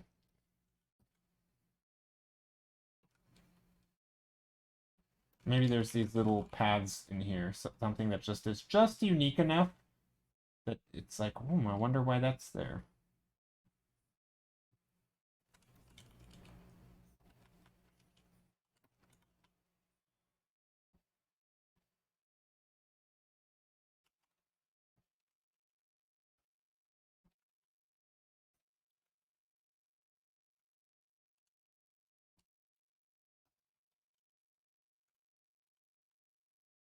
And then maybe there's another one over here.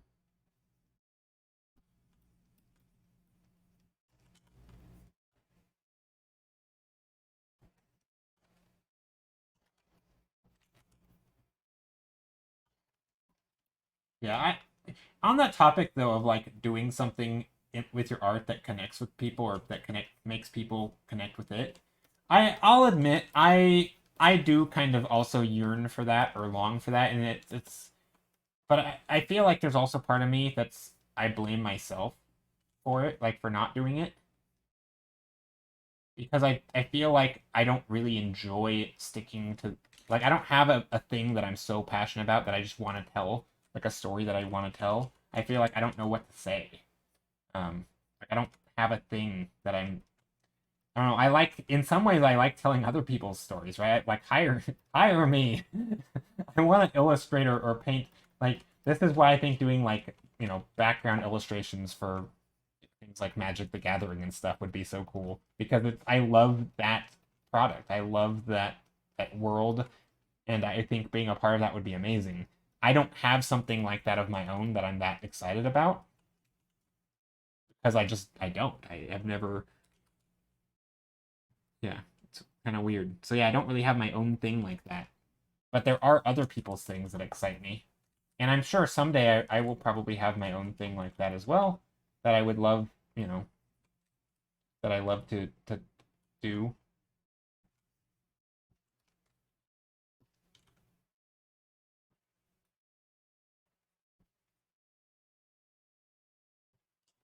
You know Pung. I don't. I do not. Who or what is Pung? I don't think I'm saying the name right.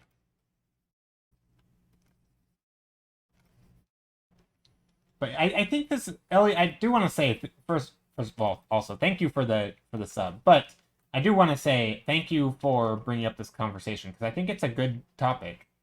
I think I mean, this is a topic I feel like a lot of people struggle with, and I mean, I think it's a hard one because look, I think making art as a living is hard. I mean, it's extremely hard, right? But I don't think you have to do it as a living either. Like, I think it doesn't start out that way. You start by doing things that you love just because you like doing it. At least with art, right? I mean, again, it's a nice thought that everyone can do art as a living, but like, it's also not super realistic. I think. I think Pung reaches many people with his storytelling and cute art. Yeah, probably. I'll have to take a look. But yeah, I mean, there's a lot of people out there that do that, right? I mean, sometimes it's also just, it is a matter of building audiences. Sometimes it's, it could be a social media issue, um, which, for it's not really my area. Although I have been, with this whole auto scheduler, who knows? Maybe I'll actually stay consistent and I can focus on making fun stuff and not having to worry about whether I should or shouldn't post it. I just will. And maybe it'll work out. So who knows?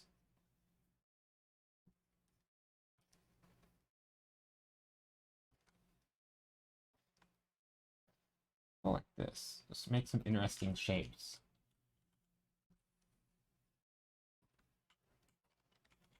Okay. Interesting shapes. Here we go. Some fun trees. I'm getting kind of a little bit rigid on here.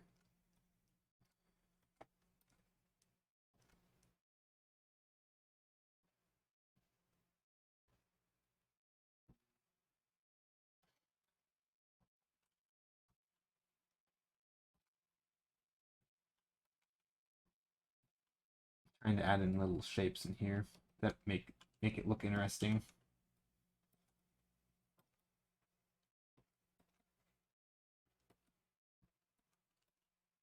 Hmm.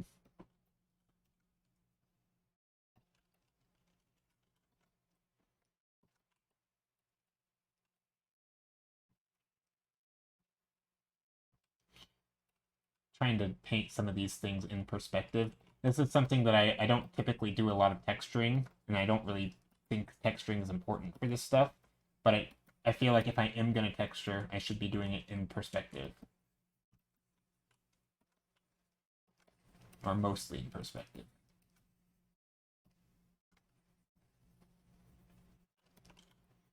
So yeah, that works. That works. Got some plants on there. Maybe we can do some stuff with silhouettes. I know it's going to be weird to make silhouettes here on the edge when it's supposed to be really tiny scale. Maybe we'll put a little bit of plants down here as well. And then I can also bring in the bright. Well, that's too bright. There, some plants right on the edge. And let's see, what else? Maybe down here we have some plants. I feel like a little bit of plant life down in the shadows, making interesting shapes. This is one of the things I really enjoy doing, is the sort of figuring out where I want stuff to go, trying to carve it into the shapes. Just a little bit right here.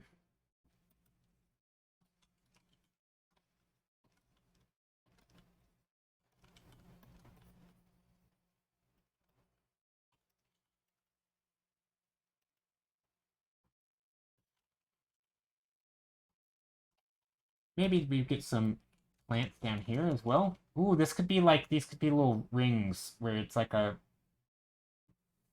garden or something. Also, I should probably save this. Ali Friend says, "You're welcome. I appreciate the streams, even though I haven't managed to be here a lot, unfortunately." Well, you more than made up for it today. You've been. I feel like you've been here pretty much all stream, and you've been very talkative. And yeah, that's again. It's not that you needed to make up for it. I just appreciate you being here. Hope nobody ever feels like they have to talk or anything, um, or be here at all.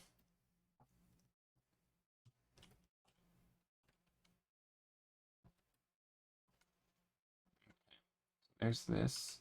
Maybe we do put another one over here. Also, this one I feel like it doesn't feel the same size. Maybe that's bad.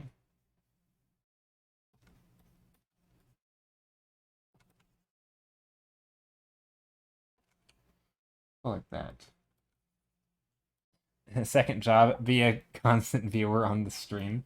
Yeah, I don't want people to feel like it's a job at all. That would be bad. That's also why I always make it very clear to my, to people who are moderators, like, you don't have to be here. It's not like I will manage. I don't ever want moderators to feel bad. Because I know sometimes there is this sense of like, oh, it's, I can't just not be there. It's like, yeah, you really can. You have your own life. Like, I obviously value people spending time here. And anything I can do to make it more enjoyable or whatever, educational or fun or entertaining. Also, if anybody ever has questions, please ask. Like, I love answering questions. I just never know what to answer, what to say. So if you have questions about art specifically or about what I'm doing specifically, definitely ask. Um, I feel like this painting is coming along,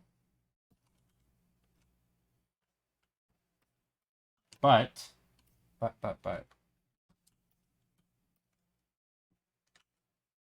what?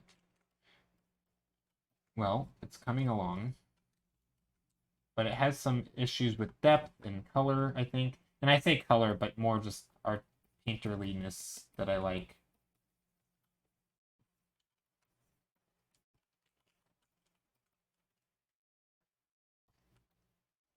I don't know if that works. I think it does.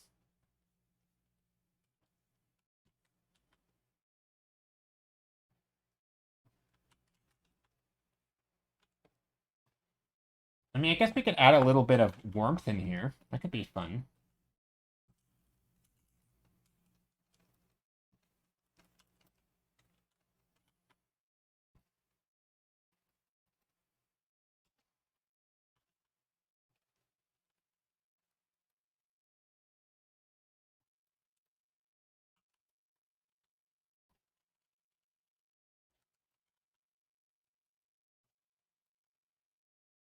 Maybe there's like a little altar thing, not altar, but like a little place where the fire sits, and it can light up on the edge.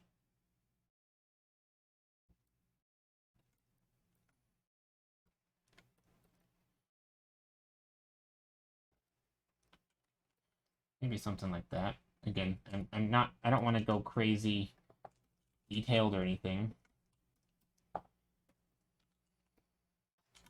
Could be a fun way to put some life into this place.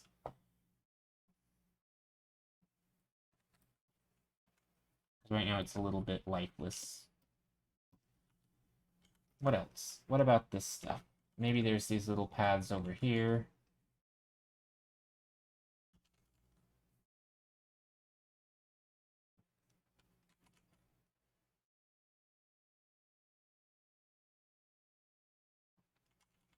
Something like that. Maybe we have some little paths over here.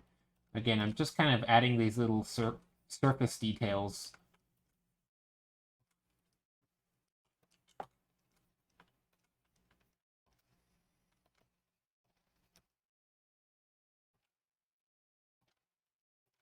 Okay.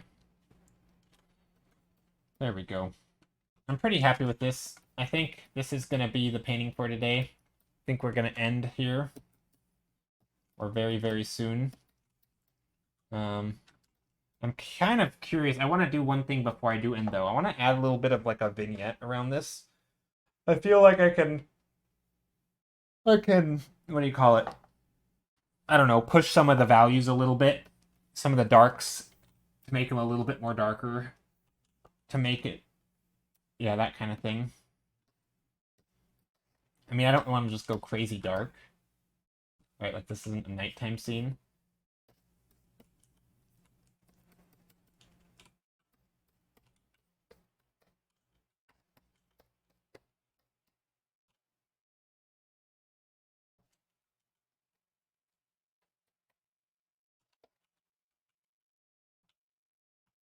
But I do think adding a bit of a focus around it can go a really long way. To really draw in the attention and focus. I mean, again, at the end of the day, this is a painting where it does supposed to have sort of a focal point, and I think anything I can do to serve that focal point is going to be strong.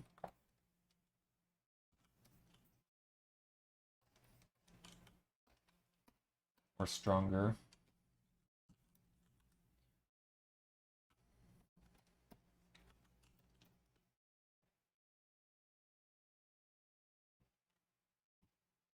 It's funny, when I do this, I can see the exact line that I took for the vignette, but I think it's okay.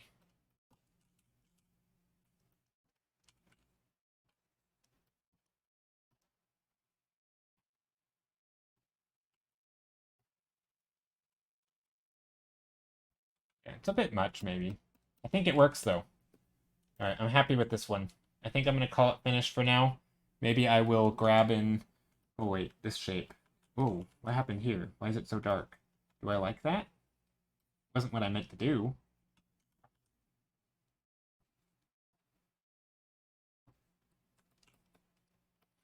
Actually.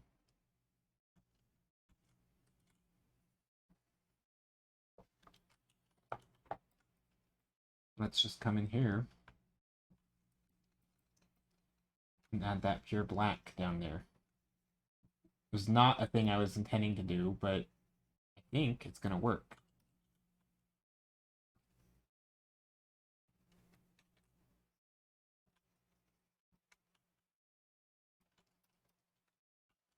Might be a bit much, but I think it's good. I think adding these darker values, especially maybe down here as well. I mean, maybe down here is a bad choice, but I don't know. I think it should work.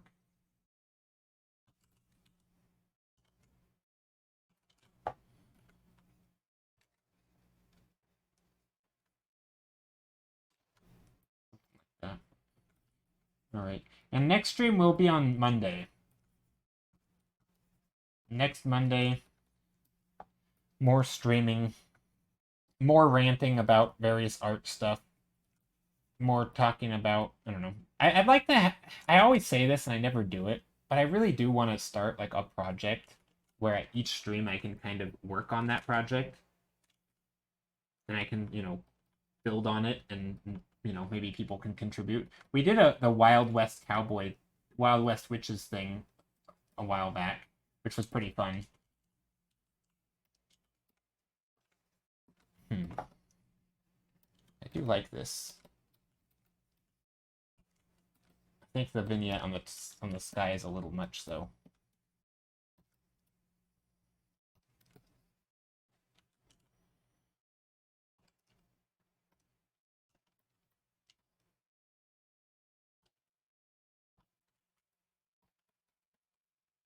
Smiley face, okay.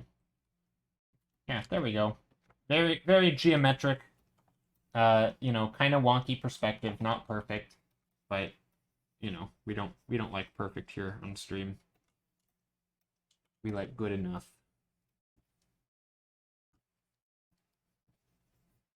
That's really cheesy. Okay. Alrighty. Here we go. Stopping it, I swear. I'm ending now. Alright, we're gonna raid somebody. It's still not... I feel like I still don't have things dark enough. What if I color correct it again? Edit. Tonal correction. Level. Tone curve. Outro music? Yeah, it's ending.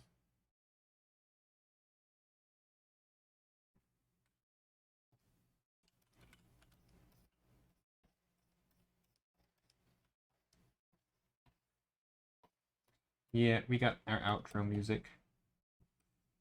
Coming in hot. Yeah, this is the song that always comes on at the end of the time when I've streamed for too long.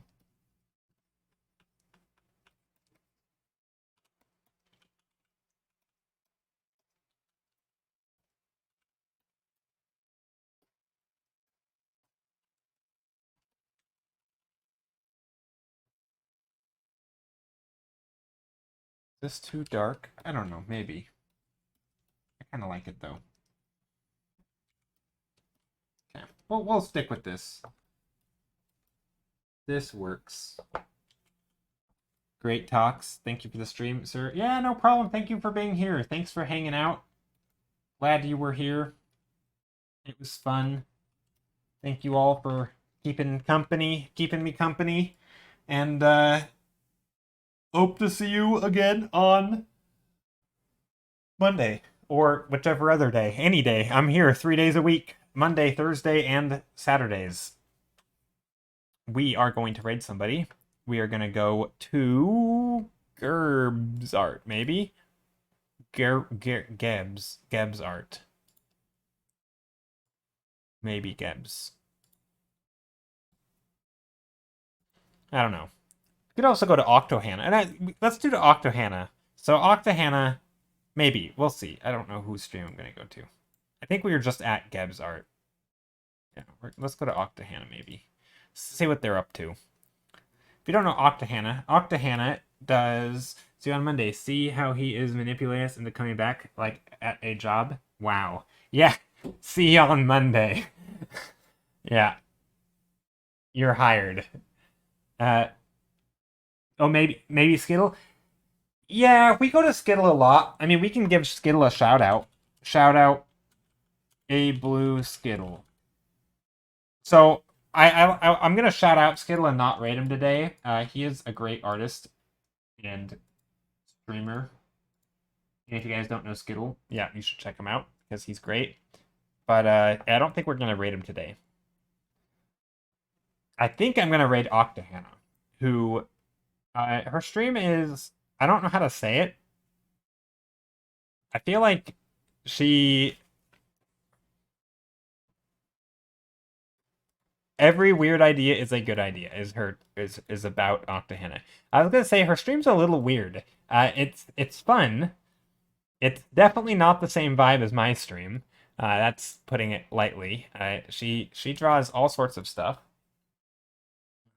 Lots of characters and random things. Sometimes tentacles. Who knows? Anyway, yeah. So we're gonna rate Octohannah. Her streams are fun. Are for mature audiences. Doesn't look like there's anything mature happening right now, but you never know. Yeah, no, I think overall really fun stream though. So yeah, I'm gonna rate Octohannah. And oh gosh, any weight counters? Oh no! All right, see ya. Have a good day. Take care. Oh, I have a raid call. I guess random closing thoughts. I have a raid call. Oh no, my bot's broken. It didn't work. Okay, whatever. I also have socials. You should click down if you want my socials. It's just my name. Okay. Bye everyone. Take care. See you Monday or tomorrow in Discord if you'd like to join, and also yeah, if maybe you're already in there. Okay. Bye.